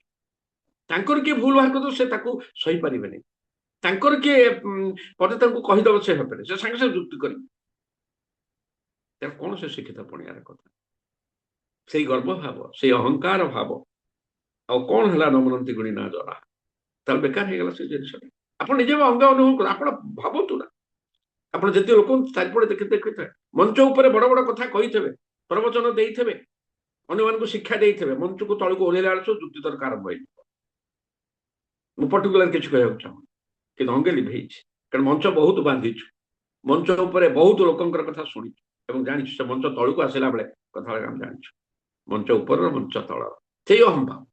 ସେଇଥିପାଇଁ ଯେତେବେଳେ ରାମଚନ୍ଦ୍ର ଫେରିକିରି ଜିତିକିରି ଆସିଲେ, ତାଙ୍କ ମା ପଚାରିଲେ, ରାବଣ ତୁ ମାରିଲୁ? ସେ କଣ କହିଲେ? ମୁଁ ମାରିନି। ତାପରେ ତୁ ମାରିନୁ? ନାଇଁ ମୁଁ ମାରିନି। କିଛି ସମୟ କହିଲେ ମୁଁ ମାରିଛି, मैंने नहीं मारा, मैंने मारा। ତାର ରାବଣ ଏତେ ଜ୍ଞାନୀ ଥିଲେ, ଗୁଣୀ ଥିଲେ, ପ୍ରତ୍ୟେକ ଦେବତାଙ୍କର ଆଶୀର୍ବାଦ ପାଇଥିଲେ, ତଥାପି ତାଙ୍କର ଯୋଉ ମୁଁ ଅହମ୍ଭାବ, ଅହଙ୍କାର ଯୋଗୁ विनाश होगला विनाश होगला सही अहंभाव टिकक जो विनाश होगला आपण भावत मु ए मुरु से मु दूरता केते मु मुर पॉजिटिव केमिति हबो मु आपण पाखरे कृतज्ञ मु आपण पाखरे मुंड नुआउछि मु ए भूल करिछि मो भूल रो मु स्वीकार करूछि मो भूल पाई मु भूल क्षमा मागुछि मु एभଳି ଆଉ ଭୁଲ କରିବି ନାହିଁ ମୁଁ ଲଜ୍ଜିତ ମୁଁ ନିଜକୁ ଦୋଷୀ ମନେ କରୁଛି ମୁଁ ବୁଝି ସାରିଛି ମୋର କୋଉଠି ଭୁଲ ହେଇଛି ମତେ କ୍ଷମା କରିଦିଅନ୍ତୁ ନା ମତେ କ୍ଷମା କରିଦିଅନ୍ତୁ ନା ଏଇ ମୁଁ ଆର ମୁଁ ତାକୁ ଟଲରେଟ୍ କରିବି ମୁଁ ତାକୁ ଛାଡ଼ିବିନି ମୁଁ ତାକୁ ଦେଖିନେବି ମୁଁ ଦେଖିବି ସେ କଣ କାର୍ଯ୍ୟ ଆଜି ସେ ଏଠି ପହଞ୍ଚି କାହା ଯୋଗୁଁ ପହଞ୍ଚିଛି ମୋ ଯୋଗୁଁ ପହଞ୍ଚିଛି ଖାଇଗଲା ସେ ମୁଁ ଏ ମୁରୁ ସେ ମୁଁ କେତେ ଦୂର ଆସ ଭାଇ ମାପିବା ଆଜି ହେବା ନାହିଁ ତରବର ଏ ମୁରୁ ସେ ମୁଁ କେତେ ଦୂର କାହାକୁ କହିବା ତେଣୁ ଏଇଥି ପୁଣି ଗୋଟେ ଅନୁରୋଧ ମଣିଷ ମାତ୍ରେ ଭୁଲ ହବ ଆମେ ଭୁଲକୁ ମାନିବା ନିଶ୍ଚିତ ଭାବରେ ମାନିବା ଭୁଲ ଶିଖିବା ଭୁଲ ସଜାଡ଼ିବା ଆଉ ଅହଙ୍କାର ରଖିବା ନାହିଁ ନରମ ଭାବ ରଖିବା ପଦେ ହସି ଦବା ଆଉ କିଛି ଭାବ ନାହିଁ ଆଚ୍ଛା ये है गोटे बहुत द्वितीय है तृतीय हूँ आम एवं जो आम मोबाइल खंडक छोटिया मोबाइल खंडक जो आम जीवन हो जाए सबू संपर्क काटी दे मोबाइल सबू किसी तार भीतर रही जाए आम प्रत्येक व्यक्ति बहुत व्हाट्सएप ग्रुप रे मेंबर अच्छा आम विभिन्न प्रकार व्हाट्सएप ग्रुप कौन school baler classmate WhatsApp group graduation baler WhatsApp group चाकरी आरंभ जीवन व्हाट्सएप रिटायर समय माने जो सीनियर सिटीजन व्हाट्सएप ग्रुप आध्यात्मिक व्हाट्सएप ग्रुप लेखक ग्रुप विभिन्न प्रकार ग्रुप अच्छी निज लोकालिटी हाउस ओनर्स ग्रुप एमती बहुत प्रकार ग्रुप अच्छी आजिकल कास्ट से ग्रुप अच्छी कर्ण महासभा ब्राह्मण महासभा तेली महासभा विभिन्न प्रकार सब तार अच्छी विभिन्न व्हाट्सएप ग्रुप किंतु आप देखु देख मु प्राय 30 आप इच्छा नथिले बहुत लोग आप आड करदे आप बाहर गले से मंद कर इच्छा नथिले से आप आड करदे तेणु बहुत लोग रखुचे आड कर परमिशन दरकार तेणु मुझे देखुची विभिन्न आकार से व्हाट्सएप ग्रुप टाक गोटे म्यूनिसिपालिटी डस्टबिन बोली भावी दौर जी जहाँ आसला पकेला बहुत लोक तो अभ्यास अच्छे सका से उठिला मात्र के जदि copy paste forward share copy paste forward share जदि नकले भात हजम हेनी से जमी से कौन निजे भी बुझे कारण मुझे जन बंधु पचारि तुम जो भिडटी पठेच देखीच ना तार किसी मीनिंग अच्छी ना ये भिडटी 4 वर्ष है घूरी बुलूँ तुम देखीदेल पकईदेल नहीं नहीं मुझे भल कि देखी कहीं पकड़ आम मुटा कहीं खाइद पूरा पूरी समय कॉपी पेस्ट फॉरवर्ड शेयर पड़ा कॉपी करो पेस्ट करो फॉरवर्ड करो ना शेयर करो फटाफट फटाफट फटाफट कर ओहो थोड़े खंडे पकड़ खुशी लगे एमती कि दिन सका से भिडटा जड़े पकई ये पकई खरा बेलू से देखिए कारण से तो व्हाट्सएप टा से जो ग्रुप रे अच्छी देखुनी ना तो मॉनिटर करूनी ना कौन कौन कौन चलती देखुना ना से खाली पकाओ मो कम खाली पकईद पोस्टिंग करता डस्टबिन भाया म्यूनिसिपल डस्टबिन घर मैला कला पकईद तेणु आमको आप निश्चय आग्री करेंगे आमको डिलीट कर बहुत समय जाऊँगी पढ़ कौन मेसेज कौन पढ़ वीडियो कौन देख डिलीट कर बहुत समय जाऊँगी आसवा आमर संजोग पाख समस्ते कहे निश्चित संजोग गोटे नियारा नियारा व्हाट्सएप ग्रुप संजोग गोटे नियारा व्हाट्सएप निश्चित भाव में संजोग जो आरंभ कर आमर 2020 मसीहा अक्टोबर मसरे आरंभ करा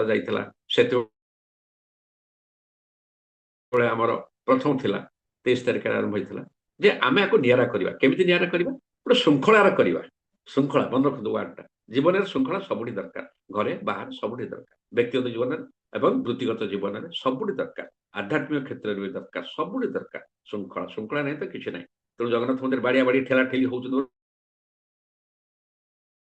सब भक्त बंधु कर श्रृंखला ना धाड़ी बस्ता ना सरकार कहते करूना तेणु आम श्रृंखला रखू से गोटे ग्रुप नर्स कल ग्रुप नर्टा या कौन कौन हम ना जो जिन आम देखु भूल अन्य जगह व्हाट्सएप मुझे जड़े बंधु कहती आप जो कमटा कले ସେଇ କାମଟା ଯଦି ଅନ୍ୟ ଜଣେ ଆପଣଙ୍କ ପ୍ରତି କରିଥାନ୍ତା ଭଲ ଲାଗିଥାନ୍ତା ନା ଭଲ ଲାଗିନଥାନ୍ତା ବାସ୍ ଶିଖିଯାଆନ୍ତୁ ଆଉ କିଛି ନାହିଁ।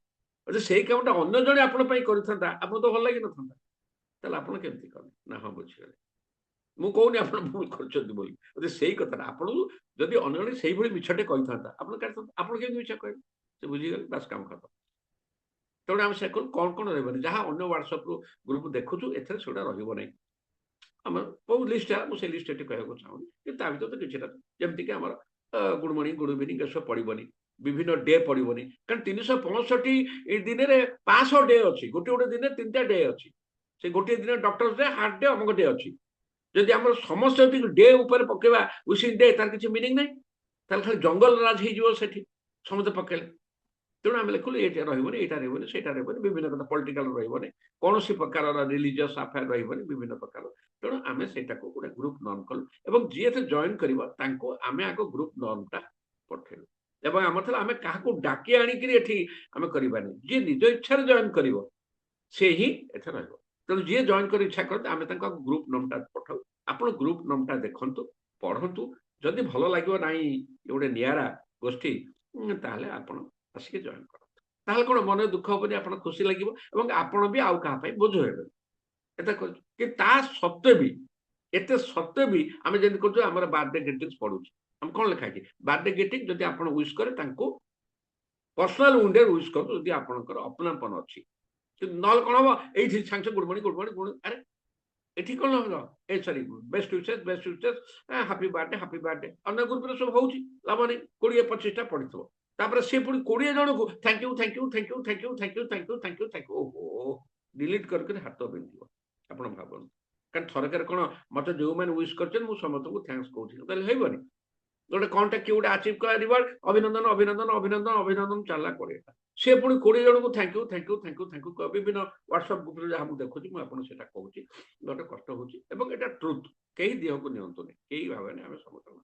ତେଣୁ ଆମର ବି ଏତେ କରିବା ସତ୍ତ୍ୱେ ବି ବେଳେବେଳେ ହେଇଯାଉଛି ଯୋଡ଼ିଏରୁ ଅଧିକା ପୋଷ୍ଟିଂ କରିବାନି, କିନ୍ତୁ କିଏ 5ଟା 6ଟା ପୋଷ୍ଟିଂ କରୁଛି, ବାଧ୍ୟ ତାକୁ ଫୋନ୍ କରିବାକୁ ପଡୁଛି, ଡିଲିଟ୍ କରିବାକୁ ପଡୁଛି, ଲେଖିବାକୁ ପଡୁଛି। ବିଭିନ୍ନ ଡେ ଗୁଡାକ ବି ଆମର କିଛି ନାହିଁ, ସେ କ'ଣ ଅମକ ଡେ ସମକ ଡେ ଅମକ ସେଟା ପକାଅ ନାହିଁ ବୋଲି କହିବା ସତ୍ତ୍ୱେ ବି ଅନେକ ବି ପକେଇ ଦଉଛନ୍ତି। ତଥାପି ଏଭଳିକି ତେଣୁ ଆମେ ତାଙ୍କୁ ପର୍ସନାଲି ଫୋନ୍ କରୁଛୁ, ସତରେ କରୁଛନ୍ତି, ମୁଁ କରୁଛି, ବୁଝଉଛୁ, ବୁଝୁଛନ୍ତି, ସେ ନିଜେ ଡିଲିଟ୍ କରୁଛନ୍ତି, ନହେଲେ ଆମେ ଡିଲିଟ୍ କରୁଛୁ, ତଥାପି ଚାଲିଛି। ଏବଂ ଅନେକ ବି ଆମର ଦେଖନ୍ତୁ ମନେକର ଆମର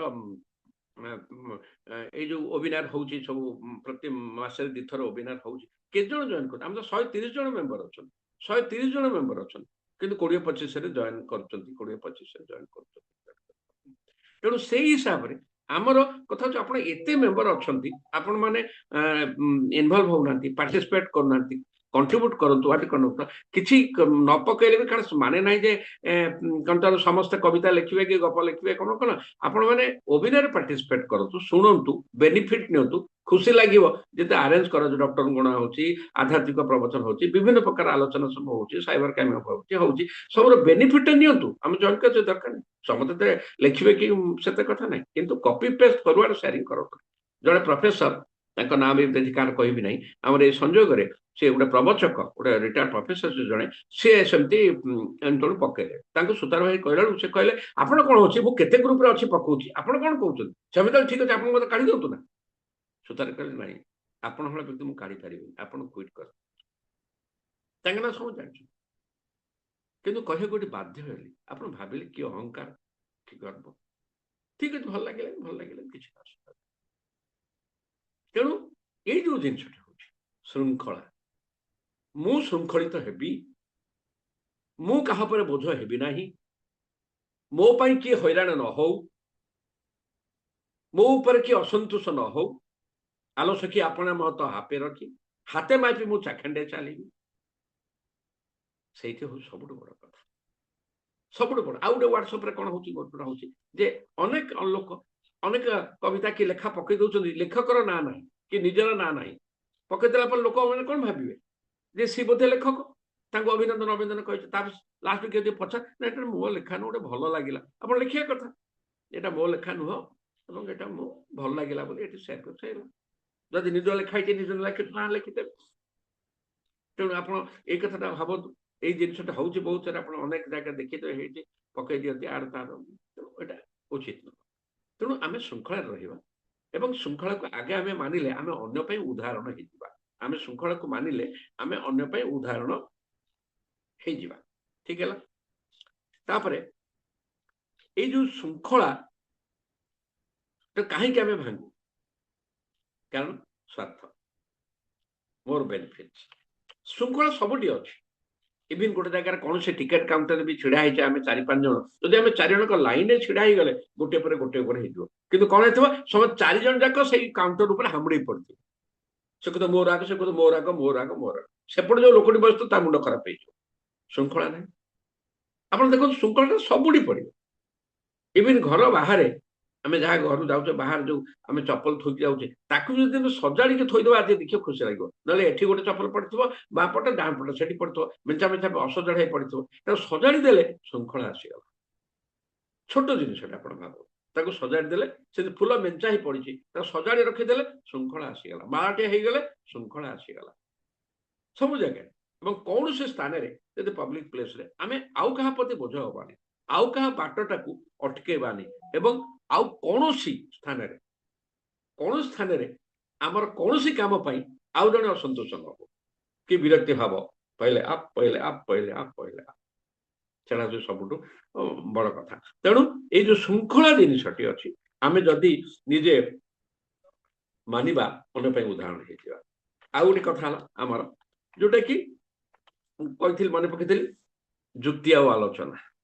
ଅନେକ ଶୃଙ୍ଖଳାକୁ ଭାଙ୍ଗିବେ, କହିଲେ ଯୁକ୍ତି କରିବେ, ତୁ ମେ ହେଇଯିବ, କୋଉଠି ତ ହାତାହାତି ହେଇଯିବ। କାରଣ କେହି ତ ଭୁଲ ମାନିବାକୁ ପ୍ରସ୍ତୁତ ନୁହଁ। ଏଇ କମନ ଜିନିଷ, କେହି ଭୁଲ ମାନିବାକୁ ପ୍ରସ୍ତୁତ ନୁହଁ। ଏବଂ ସଫେଇ ଦେବାର ଏକ୍ସପର୍ଟ। ମୁଁ ଭୁଲ କରିଛି, କେତେ ସେକେଣ୍ଡ ଲାଗିଲା? 5 ସେକେଣ୍ଡ। ମୁଁ ଭୁଲ କରିନାହିଁ, କାରଣ ଜଷ୍ଟିଫାଏ। ସଫେଇର କିଛି ସୀମା ନାହିଁ। ଲାଭଟା କଣ ହବ? ଯୁକ୍ତିକି ଆସିଲା, ଆଲୋଚନା ନାହିଁ, ତୁ ମେମେ। ଏବଂ ଯୁକ୍ତି ବେଳେ କଣ ହୁଏ, ଆଉ ଗୋଟେ ମୁଁ କମ୍ୟୁନିକେସନ କଥା କହୁଛି, କେହି କାହା କଥା ଶୁଣିବାକୁ ପ୍ରସ୍ତୁତ ନଥାନ୍ତି। ସେଠି କଣ ହୁଏ? ସେଠି ହୁଏ ଆମେ ବୁଝିବା ପାଇଁ ଶୁଣୁନା, ଆମେ କଥାର ଉତ୍ତର ରଖିବା ପାଇଁ ଶୁଣୁ। ସେ କେମିତି ସାରିଲେ ମୁଁ ତାକୁ କହିବି, ଆମ ମାଇଣ୍ଡରେ ତ ରହିଗଲା, ମୁଁ ତାକୁ ଏମିତି ବର୍ତ୍ତମାନ କହିବି, ମୁଁ ମାନିବି, ମୋଟେ ଭୁଲ ମାନିବି, ଯାହା ହବ। ବହୁତ ଦେଖିଛି, ବହୁତ ବୟସ ବ୍ୟକ୍ତି, ଇଭେନ୍ ତାଙ୍କଠାରୁ ବୟସରେ କମ ପିଲାମାନଙ୍କୁ ବି ଭୁଲ ବୁଝନ୍ତି ଏବଂ ଯୁକ୍ତି କରନ୍ତି, ଅନ୍ୟମାନଙ୍କୁ କହନ୍ତି, ସେ ମତେ ଏମିତି କହିଲା, ତାର କେଡେ ସାହସ ଅଛି, ଅମକ ଅଛି। ଏଇ ଯୋଉ ହବ ଯୁକ୍ତି ଆସିଗଲା। ତେଣୁ ଯୁକ୍ତିରେ କଣ ହେଲା, କେହି କାହା କଥା ଶୁଣନ୍ତିନି। କାନ ପୁରା ମୁକ ବଧିର, ନାଇଁ ମୁକ ନାହିଁ ବଧିର, ମୁକ ମୁହ ଖୋଲା। ତେଣୁ ଆମର କଣ ହଉଛି କମ୍ୟୁନିକେସନରେ, ଆସନ୍ତୁ ଆମର ସାମ୍ନାରେ ଥିବା ଲୋକଟି ଯାହା କହୁଛି ତାକୁ ବୁଝିବା ପାଇଁ ଶୁଣିବା। Listen to understand, but you listen to reply. Communicate to express, କିନ୍ତୁ ଆମେ କମ୍ୟୁନିକେଟ୍ ଟୁ ଇମ୍ପ୍ରେସ। ଇମ୍ପ୍ରେସ କରିବା ପାଇଁ କମ୍ୟୁନିକେଟ୍ କରିବା ପାଇଁ, ଖୁସାମତିଆ କଥାକୁ ହସିକିରି ନାହିଁ, କମ୍ୟୁନିକେଟ୍ ଟୁ ଏକ୍ସପ୍ରେସ। ତେଣୁ ଆମେ ବୁଝିବା ପାଇଁ ଶୁଣିବା, କାହିଁ ସେ ଲୋକ କହୁଛି, ତା କହିବାର ଅର୍ଥ କଣ, ତାଙ୍କର ମନୋବୃତ୍ତିଟା କଣ, କଥା ପଛରେ ଉଦ୍ଦେଶ୍ୟ କଣ ଥିଲା। ଓହୋ, ଏ ଉଦ୍ଦେଶ୍ୟ ଥିଲା, ଆଚ୍ଛା ହଉ ଠିକ ଅଛି, ନାଇଁ ମୁଁ ବୁଝିଗଲି, ମୁଁ ଆପଣ ପାଖରେ କୃତଜ୍ଞ। ଯଦି ଟିକେ ଧୈର୍ଯ୍ୟ ଧରିଦବା, ଯଦି ଟିକେ ନାକୁ ଆମେ ଅହଂଭାବଟାକୁ ଫୋପାଡ଼ି ଦବା, ଆମେ ତା କଥାଟାକୁ ଶୁଣିବା, ବୁଝିବା, ହେଯିବା ଏବଂ ନମ୍ରତାର ସହିତ ତାଙ୍କୁ ନମସ୍କାର କରିବା। ତେଣୁ ଆସନ୍ତୁ ସବୁ ଜାଗାରେ, ଘରେ ଦେଖନ୍ତୁ, ଘରେ 3 ପିଢି କହିଲେ, ଜେଜେମା, ବାପା ମା ଏବଂ ତଳେ ପୁଅ ଝିଅ, 3 ପିଢି, ଯୁକ୍ତି ତର୍କ, କେହି କାହା କଥା ବୁଝିଯାଉନାହାନ୍ତି। ଏବଂ ସମସ୍ତଙ୍କ ପାଇଁ, ସମସ୍ତଙ୍କ ପାଖରେ ସଫେଇ ଦେବା ପାଇଁ ଅଛି, ସଫେଇ ଦେବା ପାଇଁ। କିନ୍ତୁ ଭାବୁନାହାନ୍ତି ସେ ଆର ଲୋକଟି କଣ ଭାବୁଥିବ। ମୁଁ ଯେମିତି ତା ବିଷୟରେ ଭାବୁଛି, ସେ ବି ମୋ ବିଷୟରେ ଭାବୁଛି। ମୁଁ ଜାଣିଛି ମୁଁ ତାକୁ ମିଛ କହୁଛି, ମୁଁ ଜାଣିଛି ମୁଁ ସଫେଇ ଦଉଛି, ମୁଁ ଜାଣୁଛି ମିଛ କାରଣ ଦେଖଉଛି, ସେ କଣ ଏଡେ ବୋକା ଅଛି? ସେ ଠିକ ବୁଝୁଛି। ବାସ୍, ଏ ହେଲା ଆମର ବୁଝିବା ଆଉ ଭୁଲ ବୁଝିବା ଭିତର ରହସ୍ୟ। ଆଉ ଗୋଟେ ବଢିଆ କଥା, ଆମେ ଆସ ଟିକେ ଆଧ୍ୟାତ୍ମିକ ଆଡେ ଯିବା, ମନ୍ଦିରକୁ ଯିବା। ଆପଣ ମାନେ ନିଶ୍ଚୟ ମନ୍ଦିର ଯାଉଥିବେ। ମନ୍ଦିରଟା କାହାର? ମନ୍ଦିରଟା ହେଲା ପ୍ରଭୁଙ୍କର ଘର ମନ୍ଦିର। ଆମର ଏଇଠି ପାଖରେ ପୋଖରୀପାଟରେ ଯୋଉ ମନ୍ଦିରଟି ଅଛି, ସେ ମହାବୀର ମନ୍ଦିର, ହନୁମାନଙ୍କର। ତେଣୁ ମୁଖ୍ୟ ମନ୍ଦିରଟା ହନୁମାନଙ୍କର, ତାଙ୍କର ବଡ କୋଠରୀରେ ହନୁମାନ ବସିଛନ୍ତି, ତାଙ୍କ ସାଇଟରେ ମା ତାରିଣୀ ବସିଛନ୍ତି, ତାଙ୍କ ସାଇଟରେ ବାହାରେ ଗଣେଶ ଅଛନ୍ତି, ତାଙ୍କ ସାଇଟରେ ଛୋଟ ଘରଟାରେ ଅଛନ୍ତି ଶିବ ଅଛନ୍ତି ମହାଦେବ, ତା ପଛକୁ ମା ପାର୍ବତୀ, ସେପଟେ ପ୍ରଭୁ ଜଗନ୍ନାଥ ଅଛନ୍ତି, ପଛପଟେ ଶନି ଦେବତା ଅଛନ୍ତି, ଏବଂ ଉପର ମଳେ ରାମ ଲକ୍ଷ୍ମଣ ସୀତା ଅଛନ୍ତି। ସମସ୍ତଙ୍କର ଗୋଟେ ଲେଖା କୋଠରୀ ଆଲୋକ ଏବଂ ମନ୍ଦିରଟା କାହାର? ମନ୍ଦିରଟା ସମସ୍ତଙ୍କର। ମନ୍ଦିରଟା କେବଳ ତାଙ୍କ ପରିଚାଳନା କମିଟିର ନୁହଁ। ପରିଚାଳନା କମିଟି କେବଳ ପରିଚାଳନା କରିପାରୁଛି ତମେ କିନ୍ତୁ ଏଇଟା ସବୁ ଭକ୍ତମାନେ ପ୍ରତିଦିନ ଆସୁଛନ୍ତି। ତେଣୁ ଭକ୍ତମାନଙ୍କର କର୍ତ୍ତବ୍ୟ କଣ ହବା କଥା? ମୁଁ 4-5ଟି ଉଦାହରଣ ଦେବି। ଆପଣ ଦେଖନ୍ତୁ, ମନ୍ଦିରଟା ପରିଷ୍କାର କିଏ ରଖିବ? ଆମେ ରଖିବା ନା। କିନ୍ତୁ ମନ୍ଦିରରେ ଅଛି ପଶୁ ଆମର ଦୀପ ଷ୍ଟାଣ୍ଡ ଅଛି, କିନ୍ତୁ 90% ଲୋକ ଦୀପ ଷ୍ଟାଣ୍ଡ ରଖିବେନି। ସେ କଣ କରିବେ? ଦୀପ ଲଗେଇକି ନେଇକିରି, ଅନେକ ତ ଅଛନ୍ତି ଗୋଟିଏ ଦୀପରେ କାମ ଛିଡେଇ ଦେବେ ସବୁ, ଆଉ ଜଣେ ଅଛନ୍ତି ମାନେ ଗୋଟେ କେମିତି କାମ ଛିଡେ, ଗୋଟିଏ ଦୀପ ଲଗେଇବେ, ଆଗ ହନୁମାନଙ୍କ ପାଖରେ ବୁଲେଇବେ, ମା ତାରିଣୀଙ୍କ ପାଖରେ ବୁଲେଇବେ। ସେ ପାଖରେ ନ ବୁଲେଇଲେ ତାଙ୍କ କୋଠରୀ ଆଗ ତାଙ୍କ ସାମ୍ନାରେ ଯେମିତି ଠାକୁର ଜାଣିପାରିବେନି, ଦେଖିପାରିବେନି, ସେ ସେଇଭଳିଆ କରିବେ। ତାପରେ ଗୋଟେ ଜାଗାରେ ସବୁ ବୁଲିକିରି ଲାଷ୍ଟକୁ ଯୋଉ ଠାକୁର ଲାଷ୍ଟ ହେଇଥିବେ ତାଙ୍କରି ଦୁଆର ବନ୍ଧ ଉପରେ ଥୋଇଦେବେ ଦୀପଟା, ଷ୍ଟାଣ୍ଡକୁ ଯିବନି। ବହୁତ କମ ଲୋକ ଷ୍ଟାଣ୍ଡରେ ଥୋଇବେ, କହିଲା ପରେ ଆପଣ ଆଶ୍ଚର୍ଯ୍ୟ ହେଇଯିବେ। ଆଉ ଅନେକ ଅଛନ୍ତି ନାଇଁ, ସେ ପ୍ରତି ଠାକୁରଙ୍କର କୋଠରୀ ମୁହଁରେ ଗୋଟେ ଲେଖା ଦୀପ ଲଗେଇବେ, ଆଉ ଦୀପ ଲଗେଇବେ, ତାଙ୍କ ଦୀପ ଷ୍ଟାଣ୍ଡ ଯିବ, ତାଙ୍କ ଦୀପ ପୁରା ଠାକୁରଙ୍କ ସାମ୍ନାରେ, ଠାକୁରଙ୍କ ଘରର ସେଇ ଯୋଉ ଚୌକାଟ ପାଖରେ ଥୁଆ, ସେଇଠି ରହିବ। ନନା କହିଲେ ବି ସେ ନେବେ। ସେଠୁ ତେଲ ଗଡ଼ିଲା, ଘିଅ, ଯୋଉ ଦୀପରେ ଘିଅ ଥିବ ଘିଅ ପଡ଼ିଲା, ଗୋଡେ ଗୋଡ ଖସିବ। ଅନେକ ଥର ନନା ପଡିଛନ୍ତି, ନନା ଗଳ ତାଙ୍କ ମାନେ ଲୁଗାରେ ବି ଲାଗି ଯାଇଛି, ସେଇଠି ଥୁଆ ହବ ଦୀପ, ସଫା ହବନି। ତେଣୁ ଚାରିଆଡେ ଯାକ ମନ୍ଦିର ସାରା ଖାଲି ଦୀପମୟ ହେଇଯାଇଥିବ। ଆପଣ ଭାବନ୍ତୁ, କଳା ହେଇଛିଟା ହେଇଥିଲା, କିଏ ସଫା କରିବ ତାକୁ? ନାହିଁ, ସଫା କରିବା ତାଙ୍କ କାମ ନୁହଁ। ସେ ଆଇଛନ୍ତି, ଭଗବାନ ତାଙ୍କର ଋଣ ନେଇଥିଲେ, ତେଣୁ ଋଣ ଆଦାୟ କରିବାକୁ ସେ ଭଗବାନ ପାଖକୁ ଆସିଛନ୍ତି। ଆପଣ ଭାବନ୍ତୁ, ଏଇଟା। ତାପରେ ଆହୁରି ଇଣ୍ଟରେଷ୍ଟିଂ, ଧୂପକାଠି।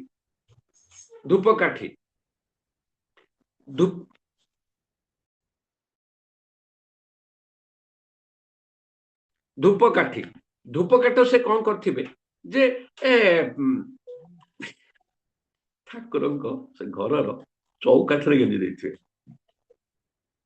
ମାନେ ମୁଣ୍ଡ ଖରାପ ହେଇଯିବ ଦେଖିଲେ।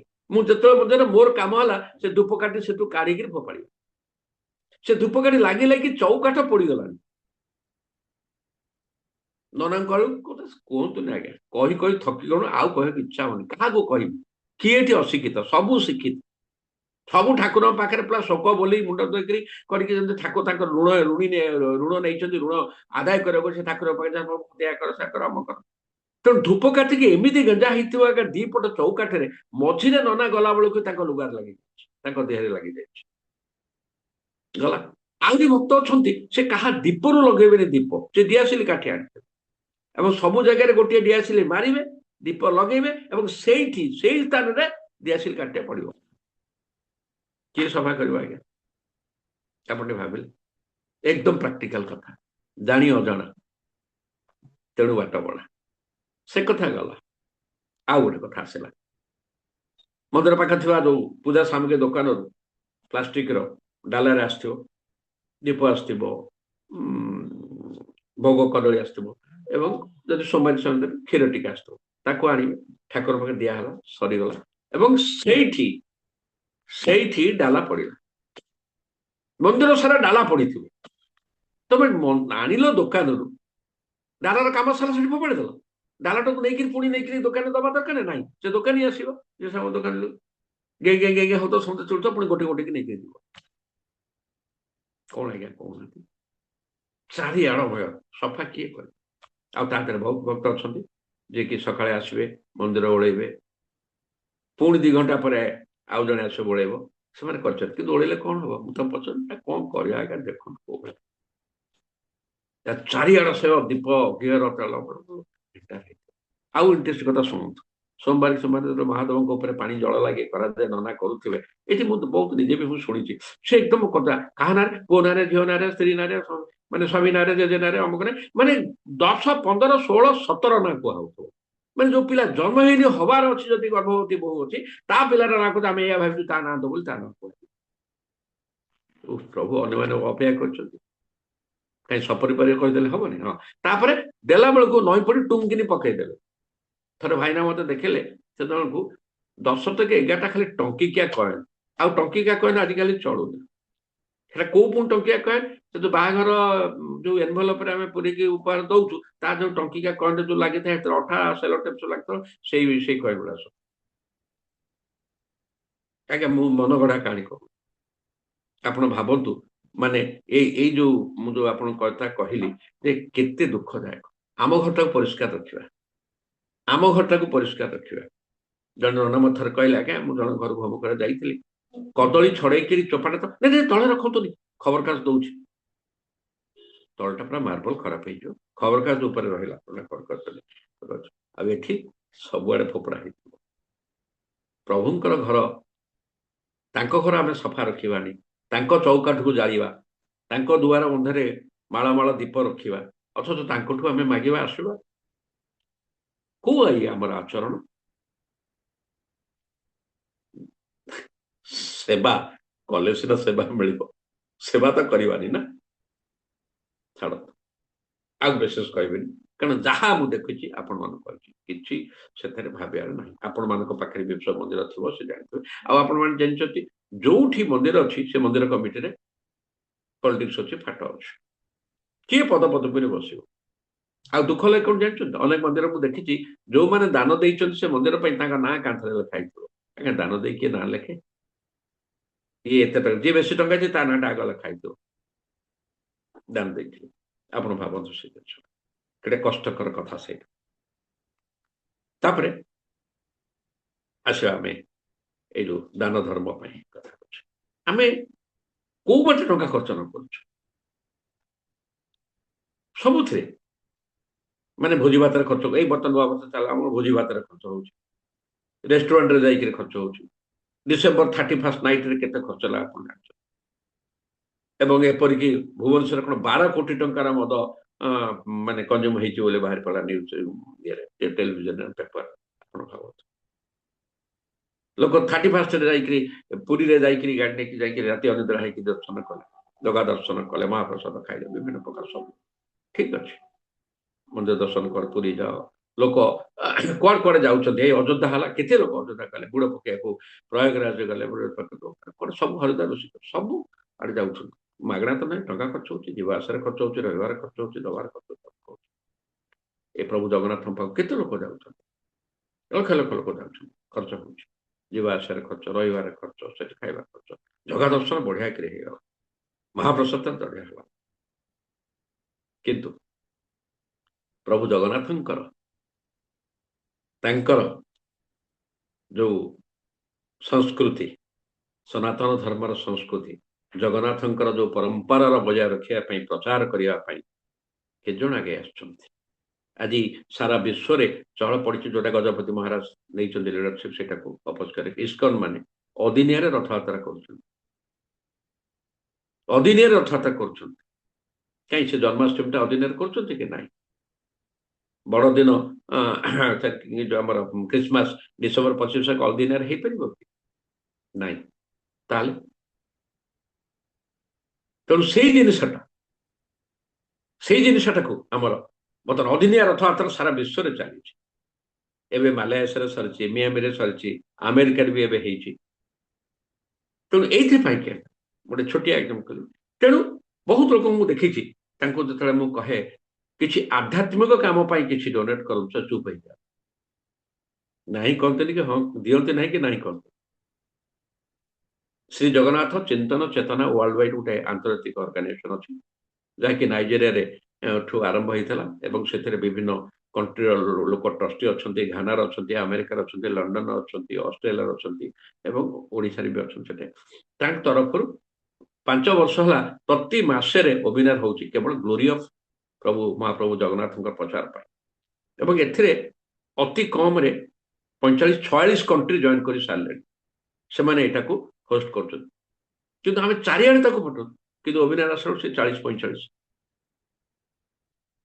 ଭାବନ୍ତୁ, ଆମେ ପ୍ରଭୁ ଜଗନ୍ନାଥଙ୍କ ପାଖକୁ ଲମ୍ବା ଲାଇନରେ ଛିଡା ହଉଛୁ, ମହାପ୍ରସାଦ ଖାଇବାକୁ, କି ଆନନ୍ଦରେ ଦର୍ଶନ, ବଢିଆ ଦର୍ଶନଟା ହେଲା। ଠିକ ହେଲା, ଆନନ୍ଦ ହେଲା ନା, ମହାପ୍ରସାଦ ଖାଇଲା, ଆନନ୍ଦ ହେଲା, ଠିକ ହେଲା, ପୁରୀ ଯାଇଥିଲେ ଆସିଲେ, ଅନ୍ୟ ଲୋକ ପୁରୀରେ ଘର କିଣି ଦେଇଛନ୍ତି ସେଥିପାଇଁ। କିନ୍ତୁ ପ୍ରଭୁଙ୍କର ପ୍ରଚାର ପାଇଁ, ପ୍ରଭୁଙ୍କର ପରମ୍ପରାର ଯୋଉ ମାନେ ଅପମାନ ହଉଛି ତା ପାଇଁ ଲାଗିବା ପାଇଁ ଆମେ ଏବେ ସେଇ ଅନୁଷ୍ଠାନ ତରଫରୁ ଜାନୁଆରୀ 2, 3, 4 3 ଦିନ ଧରି ଆଧ୍ୟାତ୍ମିକ କନଫରେନ୍ସ ହେଇଥିଲା ପୁରୀରେ। ଏବଂ ସେଠି ଗୋଟିଏ ପ୍ରଥମ ଦିନରେ ଆମର ଜଗତଗୁରୁ ଶଙ୍କରାଚାର୍ଯ୍ୟ ଆସିଥିଲେ। ଜଗତଗୁରୁ ଶଙ୍କରାଚାର୍ଯ୍ୟ, ଆପଣ ଭାବନ୍ତୁ ଏଇ ଅନୁଷ୍ଠାନ ଯଦି ମହତ୍ତ୍ୱ ବୁଝି ନଥାନ୍ତେ ଜଗତଗୁରୁ ଶଙ୍କରାଚାର୍ଯ୍ୟ କେବେ ବି ଆସିବେନି। ସେ ନିଜେ ବୁଝିଛନ୍ତି ନାଇଁ ଏ ଅନୁଷ୍ଠାନଟି କାର୍ଯ୍ୟ କରୁଛି ଜଗନ୍ନାଥଙ୍କ ପାଇଁ। ଏ ଅନୁଷ୍ଠାନ ମନ୍ଦିର ଗଢିବାରେ ବିଶ୍ୱାସ କରେନି। ଏ ଅନୁଷ୍ଠାନ କୌଣସି ପ୍ରକାରର ଆତ୍ମପ୍ରଚାରରେ ବିଶ୍ୱାସ କରେନି। ଏ ଅନୁଷ୍ଠାନ ଖାଲି ଜଗନ୍ନାଥଙ୍କୁ ଦେଖିବା ମାସ ଖାଇ ଏତେ ବିଶ୍ୱାସ କରେନି। ଏ ବିଶ୍ୱାସ କରେ ସନାତନ ଧର୍ମକୁ ବଜାୟ ରଖିବାର, ପ୍ରଭୁ ଜଗନ୍ନାଥଙ୍କର ପରମ୍ପରାକୁ ବଜାୟ ରଖିବାର, ପ୍ରଭୁ ଜଗନ୍ନାଥଙ୍କର ସଂସ୍କୃତିକୁ ବଜାୟ ରଖିବାର, ଯୋଉଠି କୋଉଠି ତାଙ୍କର ଅପମାନ ହବ ନାହିଁ। ଆଜି ସାରା ବିଶ୍ୱରେ ଅପମାନ ହଉଛି ଇସ୍କନ ମାନେ କରୁଛନ୍ତି। ସେ 3 ଦିନ ଯୋଉ ହେଇଥିଲା ବହୁତ ଲୋକ ଆସିଥିଲେ। ଆଉ ସେଥିପାଇଁ ବି ମୁଁ ବ୍ୟକ୍ତିଗତ ଭାବରେ ବହୁତ ଲୋକଙ୍କୁ ବି ଅନୁରୋଧ କରିଥିଲି ଯେ ଏକାନ୍ତ ଶେଷ ଦିନ ଆସିଥିଲେ ଗଜପତି ମହାରାଜ ମଣିମା ଆସିଥିଲେ, କନକ୍ଲୁଡିଂ କରିଥିଲେ। ତା ଛଡା ଏ 3 ଦିନ ଯାକରେ ବହୁତ ପ୍ରକାରର ବହୁତ ଏକଦମ ଗୁଣୀ ଜ୍ଞାନୀ ଆମର ସନ୍ଥ ମାନେ ଆସିଥିଲେ, ଯିଏକି ସାରା ବିଶ୍ୱରେ ପରିଚିତ ସନ୍ଥ ମାନେ। କ୍ରିୟା ଯୋଗର ପ୍ରଜ୍ଞାନାନନ୍ଦ ଆସିଥିଲେ, ଝାଞ୍ଜପିଠା ମଠର ବାବା ସଚିଦାନନ୍ଦ ଆସିଥିଲେ, କଣ ତେଣୁ କୃଷ୍ଣ ପ୍ରେମାନନ୍ଦ ଆସିଥିଲେ, ବିଭିନ୍ନ ପ୍ରକାର ମାନେ ଅନୁଷ୍ଠାନ ଆସିଥିଲେ ଯୋଗ ମହନ୍ତଙ୍କର। ସେଭଳି ମଞ୍ଚରେ ଏଭଳି ଲୋକଙ୍କୁ ପାଇବା ଭାଗ୍ୟ। କିନ୍ତୁ ବହୁ ଲୋକଙ୍କୁ ପ୍ରତିଦିନ 500 ପାଖାପାଖି ଲୋକ ଖାଉଥିଲେ ପାମ୍ପଡ଼। କିନ୍ତୁ ବହୁତ ଲୋକଙ୍କୁ ବ୍ୟକ୍ତିଗତ ଭାବରେ ମୁଁ ଅନୁରୋଧ କରିଥିଲି କିଛିଟା ଆପଣ ଏ ଆଧ୍ୟାତ୍ମିକ ସମାବେଶ କିଛି ଦେଲେ ଆଉ କିଛି ନିରବ ରହିଲେ। ମୁଁ ବ୍ୟକ୍ତିଗତ ହିସାବରେ କାହାକୁ କିଛି କହୁନି। ମୋର କହିବା କଥା ହଉଛି ଆମେ ଆନନ୍ଦ ପାଉଛେ ବ୍ୟକ୍ତିଗତ ଭାବରେ, କିନ୍ତୁ ସମୂହ କାର୍ଯ୍ୟ ପାଇଁ, ଆମର ସନାତନ ଧର୍ମ ପାଇଁ, ଆମର ସ୍ୱାଭିମାନ ପାଇଁ, ଆଜି ଯେମିତି ଦୀଘାରେ ମମତା ବାଦାନୀ କଲେ ସେଟା ସେ ଜଗନ୍ନାଥ ଧାମ କରିଦେଲେ। ଆମେ ତା ପାଇଁ ସ୍ୱର ଉତ୍ତୋଳନ କଲୁ, ଆମେ ତା ପାଇଁ ଚିଠି ଲେଖିଲୁ। ଆପଣ ଭାବନ୍ତୁ ଧାମ ତ 4ଟା, ଆଉ ସିଏ କଣ ଧାମ ମାନେ ଦ୍ୱାରିକା ଧାମ, ରାମେଶ୍ୱରମ ଆଉ ବଦ୍ରୀନାଥ ଆଉ ପୁରୀ ଜଗନ୍ନାଥ ଧାମ ସିଏ କରିଦେଲେ ଦୀଘାକୁ। ଆପଣ କିନ୍ତୁ କାହିଁ ସାଉଥ ଇଣ୍ଡିଆରେ କଣ ହେଇଥିଲା, ରକ୍ତପାତ ହେଇଥାନ୍ତା, କି ପଞ୍ଜାବରେ କିଛି ରକ୍ତ ଆମେ କାହିଁକି ନିରବ ହେଇଯାଇଛି?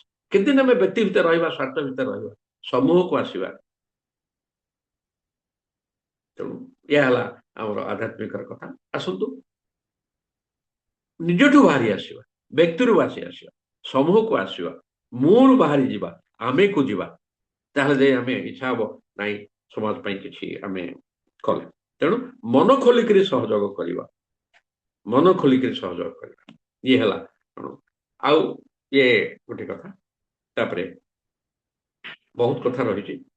ମୁଁ ବି ଟାଇମକୁ ଦେଖୁଛି, ଯେମିତି ଟାଇମ ବୋଧେ ହେଇଗଲାଣି, ବୋଧେ ଟାଇମ ମତେ ମନେ ପକେଇ ଦେବେ।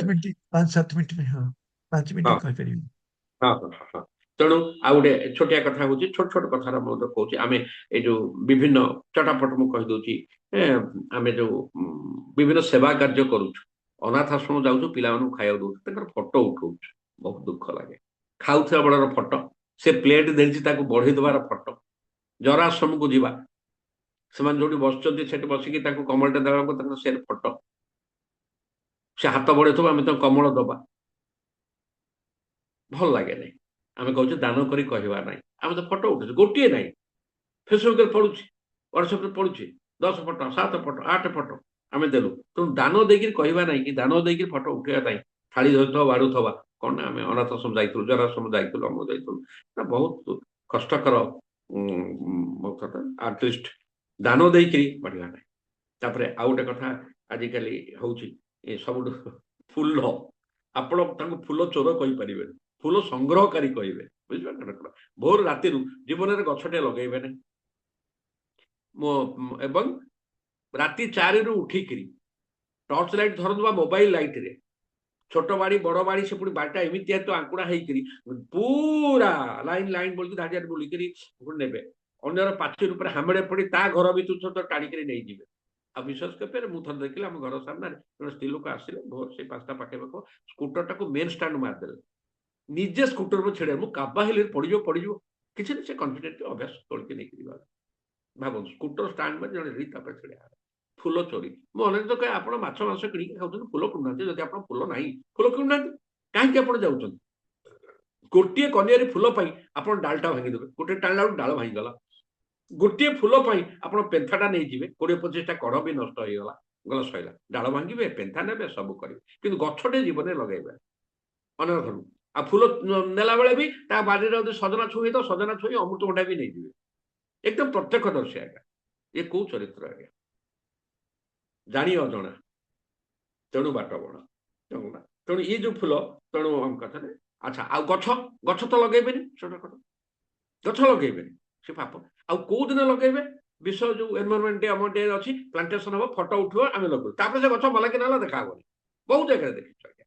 पब्लिसिटी आत्म प्रचार आम सब हजि जाए आत्म प्रचार आम सब हजिगले तेणु केमी कौन लगे प्लांटेशन आउटा सब मु चटापट कहीदे जे आउटा खाद्य नष्ट भोजी भात आप देखी जी दरकार से प्लेट सफा कर खाओ ना नहीं जी खाइबे अधा फोपाड़ देवे लोक खाया मिलूना कि आम खाद्य नष्ट करवा आप भाविले आम सब भाषण आम शिक्षित केते कष्ट लगुव आप जिन भावी दिंतु केते कष्ट लगुव आउ गोटे कथा सब कौटी 2-3 घंटा बसीगले सांगे सांगे आरंभ होगा परनिंदा पर चर्चा अन्य लोकटार पछरे समालोचना।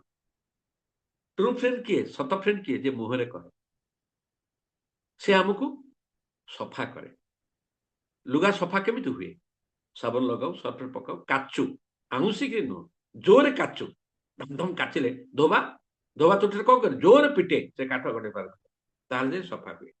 तेणु आमर भल बंधु किए जे आम मुहरे आमर भूलटा दर्शई दब एवं सजाड़बार बाट देखद कि पछपटे आलोचना कर बहुत जगह एटा बेसी शिक्षित समाज में बेसी ये भर से भर आ कथा ता पका ता पका आ पका केते दिन आम एमती करवा यही भाव आम भावुता तेणु आ लास्ट कथाटा आमर बहुत जिन अच्छी आम जो हस्पिटाल यहाँ आम गोटे मानिया हो गला हस्पिटाल जब शुणिले किए जन बंधु पढ़ी चलने सागे सागे कंपिटिशन भिड़ किए कत नर्सिंग होम मना करते जड़े लोक भिजिटर जी जमी गड़ी पशि देखू कहीं खाली से पर कह मुझे हस्पिटाल पड़ते कहीं गले यही जो जिनसा अरे सी जाते टंका खर्च होकुटिया छाड़ भगवान को डाक से भल होकर आसु गोटे रूम में 5 मुझे देखी बेड भी बस पड़े प्रभु फटो उठे छाड़ हम यार इनफेक्शन हो जाऊनी से मुझे तो माने ये जो जिन माने अन्य को कहला बेलू से सब अनसोसिया माने मु अनसोसिया हाँ मु अनसोसिया अन्य जगह लोकटी जाइए भल हाँपाई केते टका खर्च कर नर्सिंग होम अच्छी डाक प्रभु कि भल होगी आसु ना काली कहीदब समाज कौन कह रिलेसन कौन कहे गोटे हस्पिटाल पड़ी था गले नहीं आप भावतु ये हस्पिटाल पड़ी था गले नहीं बहुत कष्ट दयाकर जानतु ना एमती बहुत घटना अच्छी जोटा के गोटे आजिकल तो मानिया लगी टंका देकी आवार्ड टंका देकी डॉक्टर डिग्री एवं मो कति गोटे व्हाट्सएप मेसेज आसला आम अमक अमक आम डॉक्टर देवु आप नॉमिनेशन फाइल करूँ आमर जो कंडीशन अच्छी कले आम आप डॉक्टर डिग्री देव आप देखुते सब आजिकल दिल्ली में फटकिन जाऊँ डॉक्टर डिग्री मागणार मिलूँ पैसा दे एप्रिसिएशन सर्टिफिकेट मागणार मिलूँ लोके तो आम विभिन्न ये साहित्य सभा अमर हो विभिन्न हो जानी अतीत भी था आज भी अच्छी टंका देकी मानपत्र नवा ये किए जानी लुचिची ना गोड़ दुटा दिशुची लुचिची ना गोड़ दुटा से डॉक्टर डिग्री कौन मिले तुम लोक हृदय को न छुईल लोक भल न पाइल आम घरे कम करुवा डोमेस्टिक वर्कर जी रोसे आसु जी बासन घर ओलिकी बासन बाजी आसु तार से अभाव अच्छी से आसुची से आम भाया मनीषटे आस आम निज परिवार भाविया आस भल पाइबा ता देह खराब अच्छी कथा बुझा औषध दबा ता पेटे भोक अच्छे खाया दबा एवं भूल बुझानी कि रागवानी कौन से तो हूँ सेवा ना मानव सेवा ही माधव सेवा मानव सेवा ही माधव सेवा तेणु मुझे कि आत्मसमीक्षा करवा नुआ वर्ष आरंभ में किए किए ऑडियो ऑन कर बंद कर सुषमा मैडम टी ऑफ कर दियो अच्छा तेणु ये मुझे रखुची आउ शुभेंदु भाई को अनुरोध करुच्ची आउ तो बहुत थिला एवं मु माने आपण मन को भी देखि दउ कि कहबे काले एरु तोड़ कथा हबो बोली मु पूरा पूरी लिस्ट करथिली पूरा पूरी लिस्ट करथिली को कथा कहबी को कथा कहबिनी आउ से हिसाब रे एवं जहा किछि कहि देछि आउ बर्तन मु पुणी मंच ऊपर को डाकुची हमर शुभेंदु भाई की से आगो को नेबे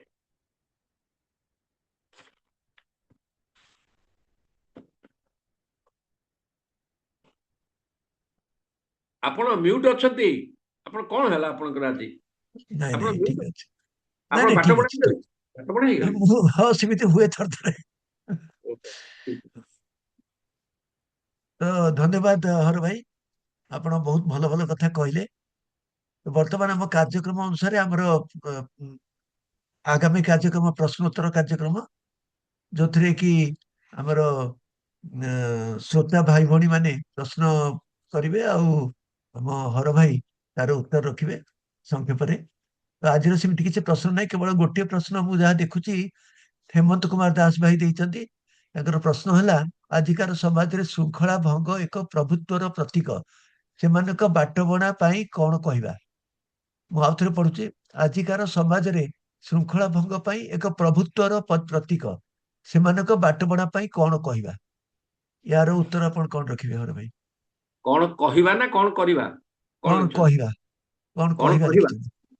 आगे नहीं आपण से मु भाबुची हेमंत भाई तो अछंती सेटा टिके निज भाषा रे कहउनांती ए लेखारु पढला टिके अबाग्या लागुची ନାଇଁ ଭାଇ, ମୁଁ ତ ସେଇଆ ପଚାରିଛି ଯେ ଶୃଙ୍ଖଳା ଭାଙ୍ଗିବା ଏ ଗୋଟେ ପ୍ରଭୁତ୍ୱର ପ୍ରତୀକ ଲୋକ ଭାବୁଛନ୍ତି, ତାଙ୍କୁ କଣ କହିବା? ସେ ଯୋଉ ବାଟବଣା ହଉଛନ୍ତି ତାଙ୍କୁ କଣ ଉପଦେଶ ଦବା? नहीं प्रथम कथा हला भाई हेमंत भाई आउ जीवन में भूल करिबेनी उपदेश काहू देबेनी ସଜେସନ हाँ सजेशन करेक्ट उपदेश देबे नहीं नंबर 1 देले गाड़ी खाई सेटा खाइबे एवं समालोचित हेबे कौन हबो सजेशन सजेशन केमती हाथ जोड़ी किरी तमे भूल कल से कथा कहबेनी मन कर लाइन छिड़ा केते लोक भाई देखंतु हम केतोळ लाइन छिड़ा आपन टे आगे कह आसंतु सांग हित एकाठी जिबा एई भली नम्रतार सहित विनम्रर सहित सजेशन देबे तीनटा जिनस केबे करिवेनी प्रथम कथा हला अन्यर भूल काढिबेनी से निज पुओ झियो नाती नातुणी हेले भी सदा खाइबे अन्यर मनुष्य प्रभुति हला से निज भूल मानिबो अन्यर भूल काढिबेनी द्वितीय हला उपदेश देबेनी आ तृतीय हला रागिकिरी बा रिएक्टिवली कहिबेनी नेवर रिएक्ट रेस्पोंड हसिकिरी हाथ जोड़िकिरी विनम्र सहित कहिबे जे आसंतु एटा नकले आमे एमती करदेले एटा भलो होंता आसंतु मिसिकिरी करिया तमे एमती काई कलो तमे ताने भूल हला तमे तो एक कथा करूछ लोकटा पडिचे ताको उठेलानी तमे बसे फोटो उठौछ ना ना भाई टिके रोह आसंतु आगो आको नै जिबा ताले एई भली आ जदि न कहि पारिबे चुप हेकिरी बसिले ए बाबाजी भाई कोन परमिशन मागछन हेमंत भाई बुझिले तो से से बाबाजी भाई गोटे धन्यवाद हर भाई आपनकर उत्तर ପାଇଁ। बाबाजी भाई गोटे प्रश्न पचारिବାକୁ ଚାହୁଁଛନ୍ତି। बाबाजी भाई प्रश्न पचारନ୍ତୁ, ଆପଣଙ୍କର प्रश्न रखନ୍ତୁ। जय जगन्नाथ बाबाजी भाई प्रणाम। प्रणाम प्रणाम प्रणाम प्रणाम। अच्छा मोर गोटे प्रश्न थिला आपनकर सब सुनिली गोटाए गोटाए खाली वन साइड लागिला बोली पचारली।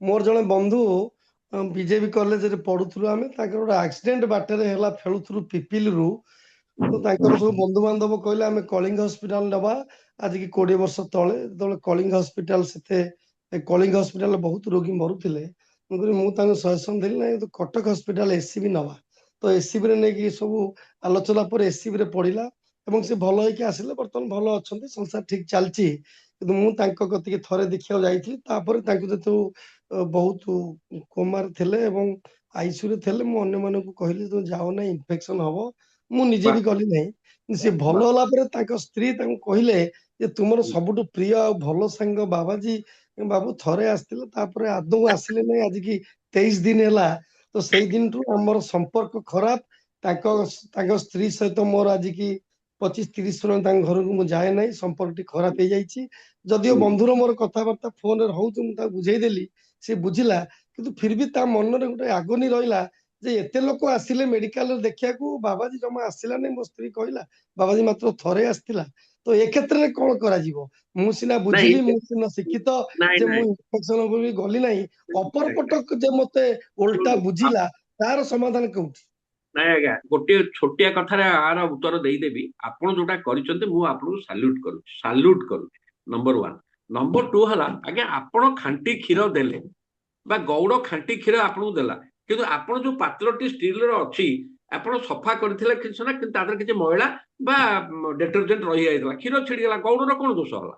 ତେଣୁ ତାଙ୍କର ମନର ମଇଳା, ତାଙ୍କ ସ୍ତ୍ରୀଙ୍କର ଯୋଉ ମନର ମଇଳା, ଯୋଉ ଭାବ, ତା ଯୋଗୁଁ ସେ ଭୁଲ ବୁଝିଲେ, ସେଟାକୁ ଇଗ୍ନୋର କରନ୍ତୁ। ଆପଣ ଆପଣଙ୍କ ବାଟରେ ଠିକ ଅଛନ୍ତି, ପ୍ରଭୁ ଦେଖୁଛନ୍ତି, ଜଗା ଆଖି ସବୁ ଦେଖୁଛି। ତେଣୁ ଆପଣ ମତେ ବହୁତ ଭୁଲ ବୁଝୁଛନ୍ତି। ମୋ ଯୋଉ ରିଲେସନ ମାନେ କେମିତି ହୁଏ ମୁଁ ଯାଏନି, ଅନେକ ଜାଗାରେ ଗାଡିରେ ନେଇକି ଡ୍ରାଇଭ କରି ଯାଏ, ପିଲାଙ୍କୁ ଛାଡେ, ମୁଁ କିନ୍ତୁ ଗାଡିରେ ରହେ। ଆପଣ ଥରିଲା ମୁଁ ଗାଡିରେ ରହିକି ମୁଁ ଭିତରୁ ଗଲି ନାହିଁ ଜିଦି କରିକି, ମୁଁ କହିଲି ଯାହା ହଉ ଆମ ଘଟେ ବି। ମୋ ମିସେସ୍ କହିଲା ତମେ ଜାଣିଛ ଇଏ ଯୋଉ ରିଲେସନ ଜଣକ ନା, ଇଏ ଆଗ ତମକୁ ଭୁଲ ବୁଝିବ। ମୁଁ ସେ ବୁଝୁ, ମୁଁ ଠିକା ନେଇଛି, ମତେ ଭୁଲ ବୁଝିଲେ ମୁଁ ଏଠି କାହାକୁ I am not here to impress anybody, communicate to express. ତେଣୁ ଆପଣ ଯୋଉଟା କରିଛନ୍ତି ଯଥେଷ୍ଟ। କାହିଁ ଯାଇଥାନ୍ତେ? ଯଦି ବ୍ଲଡ ଦବାର ଅଛି ଯାଇଥାନ୍ତେ। କାହିଁ ଯାଇଥାନ୍ତେ? ଯଦି କୌଣସି ଡାକ୍ତରକୁ ରେଫର କରି ସେଠି ନେବାର ଥିଲା ଯାଇଥାନ୍ତେ। କାହିଁ ଯାଇଥାନ୍ତେ? ଯଦି କିଛି ଟଙ୍କା ପଇସା ଦରକାର ଯାଇଥାନ୍ତେ, ଯୋଉଟା ନିଡ୍ ବେଷ୍ଟ। କିନ୍ତୁ ଦେଖେଇବା ପାଇଁ ଆଗରୁ ଏବେ ତ ଆଲାଉ କରୁନାହାନ୍ତି ହସ୍ପିଟାଲ, ଆଗରୁ ସେ ଆପଲ ଅଙ୍ଗୁର ସେ ହର୍ଲିକ୍ସ ନେଇକି ଯାଉଥିଲେ, ଆଉ ଯିଏ ଯାଉଥିଲା ତାକୁ ପୁଣି ସେ ଫେରିଲା ବେଳୁ ରିଟର୍ନ ଗିଫ୍ଟ ଭଳିଆ ଆଉ ଯୋଉଟା ଗଦା ହେଇଥିଲା ଦିଆ ହଉଥିଲା। ନିହାତି ଆପଣ ଯାହା କରିଛନ୍ତି ବଢିଆ କରିଛନ୍ତି, ମୋର ମନ କଥା। ଆଉ କିଏ କଣ ଭୁଲ ବୁଝିଲା ସେଟା ତାର, ଆପଣ କହୁନାହାନ୍ତି। ଇଭିନ୍ ଯୋଉଠି ବି, ଇଭିନ୍ ଆମର ସଂଯୋଗରେ ବି ଆମେ ଏତେ ଶୃଙ୍ଖଳା କଥା କହିଲା ବେଳକୁ ଲୋକ ତ ଶୃଙ୍ଖଳା ଭାଙ୍ଗି ଦଉଛନ୍ତି ନା, 2 ଜାଗାରେ 7 ପକଉଛନ୍ତି, 8 ପକଉଛନ୍ତି, ସୁତାର ଭାଇ ପୁଣି ତାକୁ ଡିଲିଟ କରୁଛନ୍ତି, ମୁଁ ଡିଲିଟ କରୁଛି, ପୁଣି କହୁଛି ସେ ରହିବେ କିଛି ପର୍ଯ୍ୟନ୍ତ, ମନୋଯୋଗ କରନ୍ତୁ। ଧନ୍ୟବାଦ ଧର ଭାଇ। ଆଉ ତ ପ୍ରଶ୍ନ ଚାଟ ବକ୍ସରେ ନାହିଁ, ଯଦି ନବା ତାହେଲେ ଗୋଟିଏ ପ୍ରଶ୍ନ ନେଇପାରିବା। ସମୟକୁ ଦେଖିକି ଆମେ ଆଉ ଗୋଟିଏ ପ୍ରଶ୍ନ ନେଇପାରିବା। ଯଦି କିଛି କାହାର କହିବାର ଅଛି, କିଛି ପଚାରିବାର ଅଛି, ଦୟାକରି ପଚାରନ୍ତୁ, ନହେଲେ ଆମେ ଆଗକୁ ବଢିବା। ବୋଧେ ଆଉ କାହାର କିଛି ପ୍ରଶ୍ନ ନାହିଁ। ତ ଜଗତ ମୋହନ ବର୍ତ୍ତମାନ ସାର୍ ହାତ ଉଠେଇଛନ୍ତି। କଣ କହିଲେ?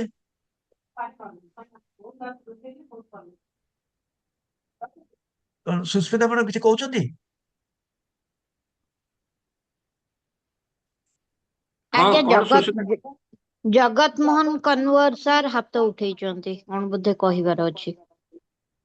ଆଚ୍ଛା ଆଚ୍ଛା, କାଇଁ ହାତ, ହଁ ହଁ ଜଗତମୋହନ ସାର୍ ଟିକେ କହନ୍ତୁ, କଣ ପଚାରନ୍ତୁ, କଣ ପଚାରିବାର ଅଛି ତାହେଲେ ଏଇଟା କଣ ମାନେ ହେଇପାରୁନି? ଠାକୁର? ଏଟା ହେଇପାରୁନି କଣ? ହଁ ଆପଣଙ୍କ କଥା ତ ଶୁଭୁଛି, କୁହନ୍ତୁ। ଶୁଭୁଛି, କଥା ଶୁଭୁଛି ଆପଣଙ୍କର। ହଁ କଥା ଆରେ ଶୁଭୁଛି, ଆପଣ କୁହନ୍ତୁ। ବଢିଆ ହେଲା ଯେ ମାନେ ଆଲୋଚନା ଆଉ ଯୁକ୍ତି ତର୍କ, ଆଉ ଏଇ ଫୁଲ ସଂଗ୍ରହ କାରିକି ଫୁଲ ଚୋରି କରିବା କଥା ନୁହେଁ, ଆଉ ଜଣା ପଡୁଛି। ଆଚ୍ଛା ଆମେ ତ ସବୁବେଳେ ଇନଡିସିପ୍ଲିନ ହେଉଛୁ, ତାକୁ କେମିତି ମାନେ ଡିସିପ୍ଲିନ ହବୁ? ସବୁଆଡେ ଇନଡିସିପ୍ଲିନ। ଆଜ୍ଞା ଆପଣ ଠିକ କଥା କହିଲେ, ସବୁଆଡେ ଇନଡିସିପ୍ଲିନ ଅଛି। ଆମେ ହୁଁ ଅନ୍ୟକୁ ବିଶୃଙ୍ଖଳାରୁ ଶୃଙ୍ଖଳା ଆଣିପାରିବାନି, କିନ୍ତୁ ଆମେ ତ ନିଜକୁ ରଖିପାରିବା। ଆମେ ନିଶ୍ଚୟ ଯେତେବେଳେ, ନିଶ୍ଚୟ। ଶୁଣନ୍ତୁ, ଆମେ ଯେତେବେଳେ ନିଜକୁ ଶୃଙ୍ଖଳାରେ ରଖିବା, ସେତେବେଳେ ହୁଁ ଆମେ ଅନ୍ୟ ପାଇଁ ଉଦାହରଣଟେ ହବା। ହୁଁ ବୁଝିପାରିଲେ? ତେଣୁକରି ମୁଁ ଯୋଉଟା କହିଲି ହେମନ୍ତ ଭାଇକି, ଆମେ ଅନ୍ୟ ବିଶୃଙ୍ଖଳା ହଉଛି, ତମେ ଇନଡିସିପ୍ଲିନ ହଉଛ କହିଲେ ଗାଳି ଖାଇବା, ଏବଂ ରିଆକ୍ଟ ହୁଁ କଲେ ଗାଳି ଖାଇବା, ଉପଦେଶ ଦେଲେ ମାନେ ପୁରା ନେଗ୍ଲେକ୍ଟ ହବା। ତେଣୁକରି ଆଜ୍ଞା ବେଟର ହଉଛି କଣ, ଯେ ଆମେ ନିଜେ ଗୋଟେ ଶୃଙ୍ଖଳିତ ହେଇଯିବା, ଆମେ ନିଜେ ଗୋଟେ ଅନ୍ୟ ପାଇଁ ଉଦାହରଣ ସାଜିବା। ବୁଝିଲେ ଆଜ୍ଞା? ଆପଣ କେତେ ଆଜ୍ଞା ମୋ ଯେତେବେଳେ ଏଇଠି ମୁଁ ପୋଖରୀ ପୁଟରେ ଘର ତିଆରି କଲି 2009 କଥା କହୁଛି, ସେ ସାମ୍ନାରେ ଖାଲି ଥିଲା। କଲା ପରେ ମୁଁ ସେଠି ପରେ 10-15 ପ୍ରକାର ଫୁଲ ଗଛ ସବୁ ଲଗାଇଲି। ସେଥିରୁ ମାନେ ଲୋକ ଟାଣି ଟୁଣି ଭାଙ୍ଗି ଭାଙ୍ଗିକିରି 3-4ଟା ଗଛ ପୁରାପୁରି ଲୋପ ପାଇଗଲା। ଗଛ ଲଗେଇନି, ଆଉ ନିଜ ଘରେ ଲଗେଇବ ବୋଲି ଡାଲଟା ଭାଙ୍ଗି ନେଇ ପଳେଇବେ, ଫୁଲ ନେଇ ପଳେଇ, କାହାକୁ କହିବ? କହିଲେ ଯୁକ୍ତି କରିବେ। ମୁଁ ଆଉ କଥା ଚୁପ ରହିଗଲି। ଯାହା କରୁଛନ୍ତି କରନ୍ତୁ, ନିଅନ୍ତୁ, ଯାଆନ୍ତୁ, କରନ୍ତୁ, କଣ କରନ୍ତି। ଆପଣଙ୍କର ସବୁଦିନ ସକାଳୁ ଫୁଲ ନେଇକି ଡାଳ ଭାଙ୍ଗିକି ପଡିଥିବ, ତେଣୁ ଆପଣ, ଆଜ୍ଞା ଆଜ୍ଞା କିନ୍ତୁ ଆମେ ସେଇଟା କରିବା ନାହିଁ, ତାହେଲେ ଯାଇକି। ବର୍ତ୍ତମାନ ବହୁତ ଆମର ପାର୍ଯ୍ୟସୀ ଭାଇ ହାତ ଉଠେଇଛନ୍ତି। ଏଇଟା ଶେଷ ପ୍ରଶ୍ନ ଦେବା, ଆଉ ସମୟ ନାହିଁ। ତ ପାର୍ଯ୍ୟସୀ ଭାଇ ଆପଣଙ୍କ ପ୍ରଶ୍ନ ରଖନ୍ତୁ। ବହୁତ ଧନ୍ୟବାଦ ଚାନ୍ସ ଦେବା ପାଇଁ। ହରବାବୁ ଯାହା କହିଲେ ସତ କଥା ଗୁଡା କହିଲେ, ଏକଦମ ଖାଣ୍ଟି ସୁନା। ସେ ଖାଣ୍ଟି ସୁନା ବେଳେ ବେଳେ କାମ ଦିଏନି, ଟିକେ ଭାଙ୍ଗି ଭୁଙ୍ଗି ଯାଏ, ଟିକେ ସେଥିରେ ଖାଦ୍ୟ ମିଶିବା ଦରକାର। କଣ ହଁ ନା ନାଇଁ କୁହନ୍ତୁ?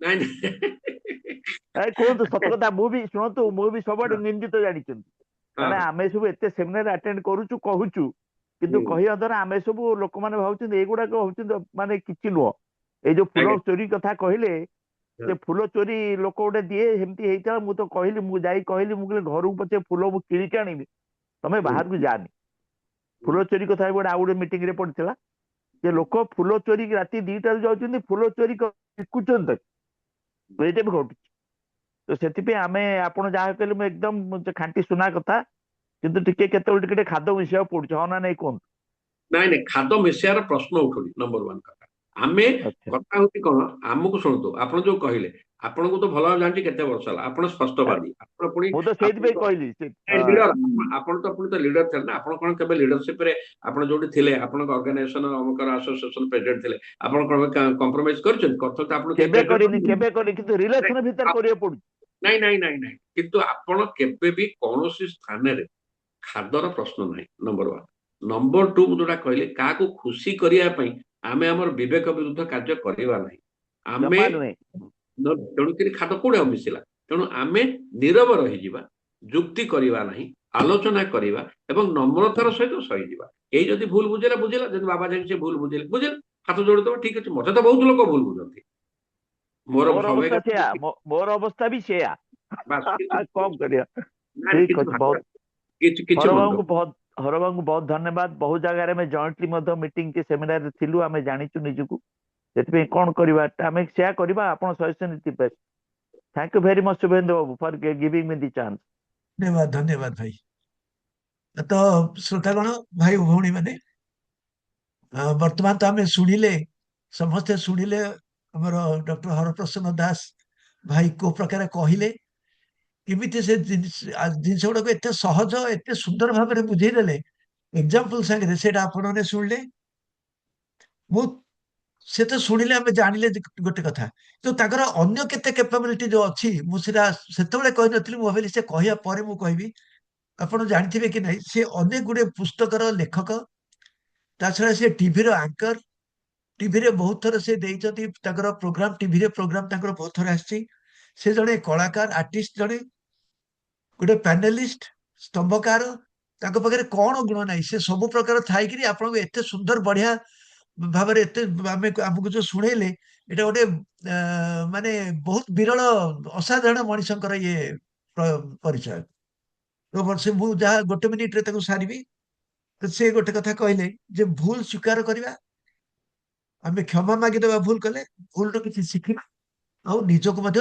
ସଜାଡିବା ଏଇଟା ଗୋଟେ କଥା କହିଲେ ଆଉ କହିଲେ ଅହଙ୍କାର ବା ଅହମ ଭାବ ଯୋଗୁ ମଣିଷର ବିନାଶ ହୁଏ ସେଇଟାକୁ ଆମେ ଛାଡିବା ଅହମ ଭାବ ଅହଙ୍କାର ଏ ଦିଟାକୁ ଛାଡିବା ହ୍ୱାଟ୍ସଆପ ଗ୍ରୁପ ବିଷୟରେ ତ ବହୁତ ବହୁତ ଭଲ କଥା କହିଲେ ଆଉ ଗୋଟେ କଥା ମୁଁ ଖାଲି ଯୋଡିବି ସେ ଗୁଡ ମର୍ଣ୍ଣିଂ ମେସେଜ କଥା କହିଲେ ସବୁ କହିଲେ ତ ଅନେକ ଲୋକ ଭାବନ୍ତି ଯେ ବୋଧେ ଗୁଡ ମର୍ଣ୍ଣିଂ ମେସେଜ ଟା ନ ପକେଇଲେ ଆମର ସୂର୍ଯ୍ୟ ଉଦୟ ହୁଅନ୍ତିନି ତ ଗୁଡ ମର୍ଣ୍ଣିଂ ମେସେଜ ପଢିଲେ ହିଁ ସୂର୍ଯ୍ୟ ଉଦୟ ହୁଅନ୍ତି ସେଇଟା ବୋଧେ ଅନେକ ଲୋକ ଭାବନ୍ତି ଆଉ ଗୁଡ ମର୍ଣ୍ଣିଂ ମେସେଜ ପକାନ୍ତି ତାପରେ ସେ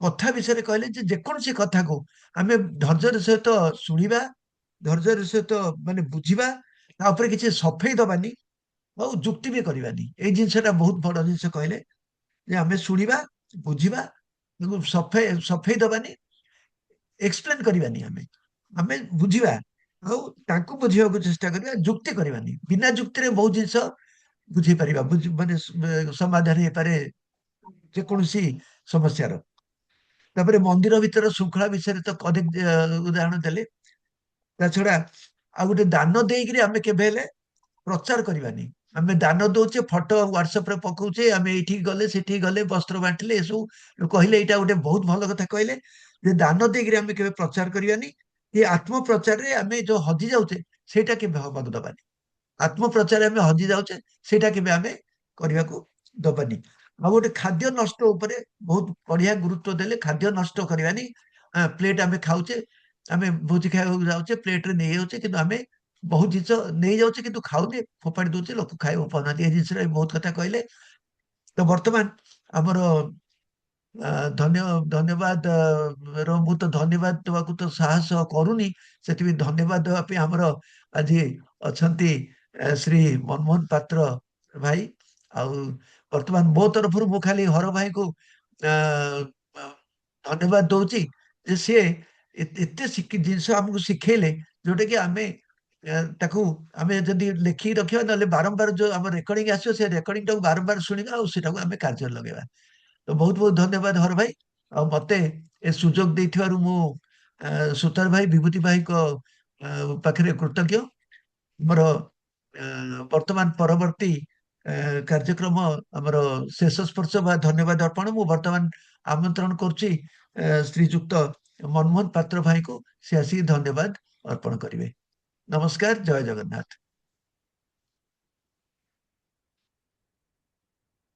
ମନମୋହନ ପାତ୍ର ଭାଇ।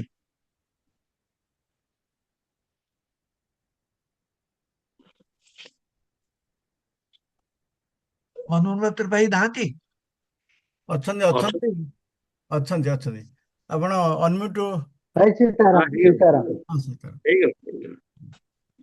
प्रिय राममय सब जग जानी करहु प्रणाम जोड़ जुग पानी। भरत कहले प्रिय राममय सब जग जानी करहु प्रणाम जोड़ जुग पानी। समस्त जगत को समस्त को सीताराममय जानिके मु समस्त प्रणाम करुच्ची। आज जो मैंने उपस्थित अच्छा जो मैंने अनुपस्थित अच्छा समस्त प्रणाम करुच्ची। विशेषकर आजिकार जी प्रवक्ता डॉक्टर हरप्रसन्न दास आम हर भाई बोली मूलरू कही आसु हर भाई को प्रणाम। हर भाई जहाँ सब कहले विषय मत कहवा जदि कह जाए ये 5 मिनट समय नुह से 50 मिनट दरकार हम। तेणु हर भाई जो कथा गुड़िक कहले सब से कथा गुड़िक आम समस्ते संपृक्त। मु घर बाहर आगे हर भाई दुआर देकी जाए उपरू टिके अनै दिए हर भाई काले ठिया होइथिबे सीताराम कह देकी जाए भाई भी सीताराम कहती। तेणु हर भाई जहाँ कहले जो जो जीवन उदाहरण गुड़िक जोड़ा समस्त जीवन में प्राय घटुची। मो जीवन में मु आज्ञा दीर्घ 22 वर्ष कटक 2016 मसीह भुवनेश्वर आसिली। मु दिने हर भाई घर देकर आसुली दुआर मुहर से फूल गछ कथा कहले फूल चोरी कथा गोटे नुआ प्रकार फूल मुझे देखिली जोटा मुझे देखी नी आगुरी से फूलटा को धरिकी मु देखुची। हर भाई ऊपर ठिया कहले कौन फूल नौ कि मुझे ना ना आज्ञा फूल नौनी से फूलटा को देखुची फूलटा मुझे देखी नी आज नुआ कर देखुची गोटे नुआ प्रकार फूल आप लगे। ये हूँ हर भाई सागर प्रथम देखा और प्रथम कथबार्ता। द्वितीय कथा हूँ मंदिर जो मंदिर कथा कहते महावीर दक्षिणेश्वर महावीर मंदिर कथा से मंदिर को मुझे मुझे प्रवचन दिए। हर भाई जाती सी मंदिर रे सभ्य अच्छा से मंदिर रे जहाँ सब कहले घटना घटी सब सत्य घटना आम अंगली हो मंदिर मुदिने आसुची। हर भाई आमर रामनाथ भाई आमर मेम्बर फेरुंट मत हर भाई रामनाथ भाई कहले बाबू पचार 60 वर्ष है मुझे मत रामनाथ भाई पचारे आज्ञा आपको 60 वर्ष है मुझे हाँ मुझे 58 रिटायर कर 2 वर्ष है 14 रिटायर कर 16 हो गला 60 हो गला ना आम गोटे ग्रुप कर senior citizen group Mahavir Dakshineswar Mahavir senior citizen forum आप मिसे मुझे हाँ मिसा प्रथम मीटिंग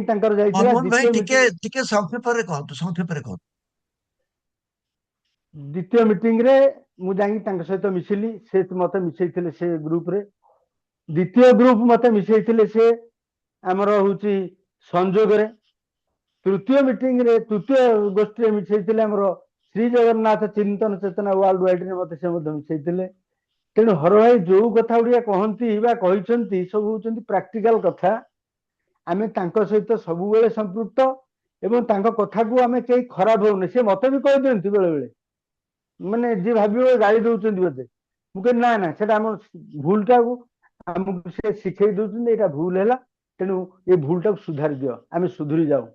तेणु हर भाई विषय जिते कहले कम हम से जन संगठक से जन हूँ मोटिवेशनल स्पीकर जहाँकि केते घर को भांगी जाऊा घर को से सजाड़ुंट भी एवं जहाँ आमर शुभेन्दु भाई कहले टीवी रे अनेक आलोचना राजनैतिक साहित्यिक नाना प्रकार आलोचन से डाकती टीवी वाला बहुत ज्ञानी लोक से तेणु हर भाई विषय जहाँ कहले कम हम तेणु हर भाई को मुशेष अशेष कृतज्ञता जनाऊँगी आम अनुष्ठान तरफ मो तरफ एवं आज संध्यारे जो मैंने आमर राजकुमार सुतार भाई हाँ आउ गोटे कथा खाली मन पकई मत सुतार भाई सागर चिन्ह हर भाई मुझे आसूची मत कहले मन शुण शुण शुण सी समस्त भाई डाकिया शिखई आमको क्या बाबू डाकनी समस्त कह भाई आम से शिखीचु कहले मन मन शुणु से शुभेन्दु ये आमर राजकुमार भाई ठिया कहले राजकुमार भाई कुमार भाई से डाक कुमार भाई ये हूँ जड़े प्रवचक मनमोहन पात्र से नमस्कार हेली सीताराम कहीकि आसिली परवर्ती समय आम संपृक्त हो गले समस्त मिसिले केते अनुष्ठान रे केते थर ये अनुष्ठान प्रवचन देती तेणु ये अनुष्ठान प्रति कृतज्ञ हर भाई प्रति कृतज्ञ सुतार भाई प्रति कृतज्ञ एवं आम शुभेन्दु भाई जी कि संगीत प्रति कृतज्ञ से मत गीत गाइबार सुजोग देते आज जिते आम भाई मैंने उपस्थित अच्छा समस्त को सीताराम ज्ञान रे प्रणाम करुच्ची जो मैंने अनुपस्थित अच्छा प्रणाम करुच्ची एति कहीकि समस्त को धन्यवाद साधुवाद एवं प्रणाम जनईकि मो वाणी को विश्राम करुच्ची। जय सीताराम जय सीताराम जय सीताराम। हम सुस्मिता मैडम जे हमर कैमरा पछे रही आज्ञा आज्ञा सुस्मिता मैडम आ सुस्मिता मैडम नथिले मते के देखि न थांते कि हर भाई के देखि न थांते बा सुनी न थांते तेणु सुस्मिता मैडम को मध्य अनेक अनेक शुभेच्छा और धन्यवाद सी तांकर कौन कार्य त्रुटि न थाए टिके कहार किसी असुविधा से सजाड़ी दियंती एटा हमर अनुभव कथा तांको मध्य बहुत आज बहुत भी से धन्यवाद। टिकरी रे अछंती टिकरी ट्रेनिंग प्रोग्राम सारिकरी दौड़ी दौड़ी आसी गेस्ट हाउस आसिकरी लिंक खोलिचंती मानिया पड़ियो तांको धन्यवाद बहुत बहुत धन्यवाद प्रभु कृपा करंतु रोचु भाई सीताराम। हाँ शेष मनमोहन भाई को भी बहुत बहुत धन्यवाद अति सुंदर भाव भाई सीताराम आज समापन करेले। सीताराम सीताराम।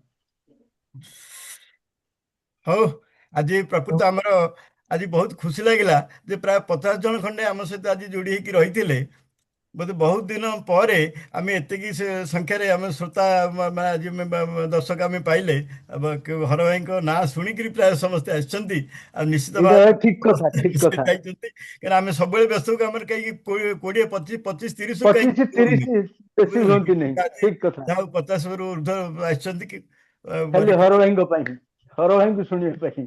हौ आज आमर गोटे अति भल वेबिनार थिला एटा आमर सौभाग्य आ समस्त ये ये नमस्कार प्रोग्राम सरलाणी कुमार भाई आमर सुदूर माने मते खुशी लागला सुदूर से छाड़ देनी कि हाँ सुदूर नाभि मुंबई रु डॉक्टर भगवान पंडा भाई अछंती मुझे अनुरोध करी भाई टे प्रकट है कि दीपद कहिबे।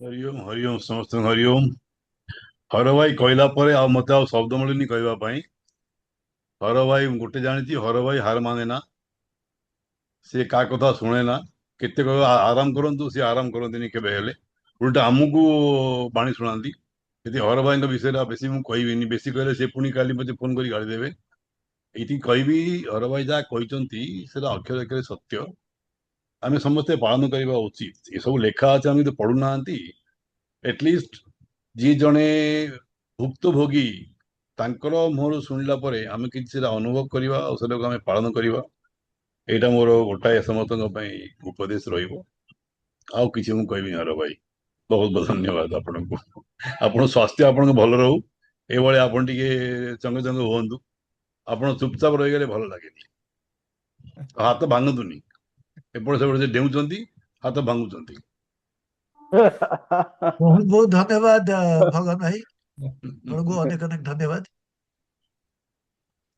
हौ हमें आज ये रहा समय तो है पुणी आम एकाठी हवा परवर्ती वेबिनार 27 तारीख पड़ुची जनवरी 27 तारीख पड़ुची आम चेष्टा कर बाहर जड़े वक्ता जोगाड़ करने ना आमर मो जीवन अभिलाष स्मृति आम से दिन करवा आमर किसी नुआ मेम्बर भर जॉइन कर ଆଉ ସେଇଟା ଜାନୁଆରୀ 27 ତାରିଖରେ ସମସ୍ତଙ୍କୁ ଅନୁରୋଧ, ସେଦିନ ମଧ୍ୟ ସମସ୍ତେ ଜଏନ୍ କରିବେ। ନିର୍ଦ୍ଦିଷ୍ଟ ସମୟରେ ଆମର ଫ୍ଲାୟର ପଡ଼ିବ।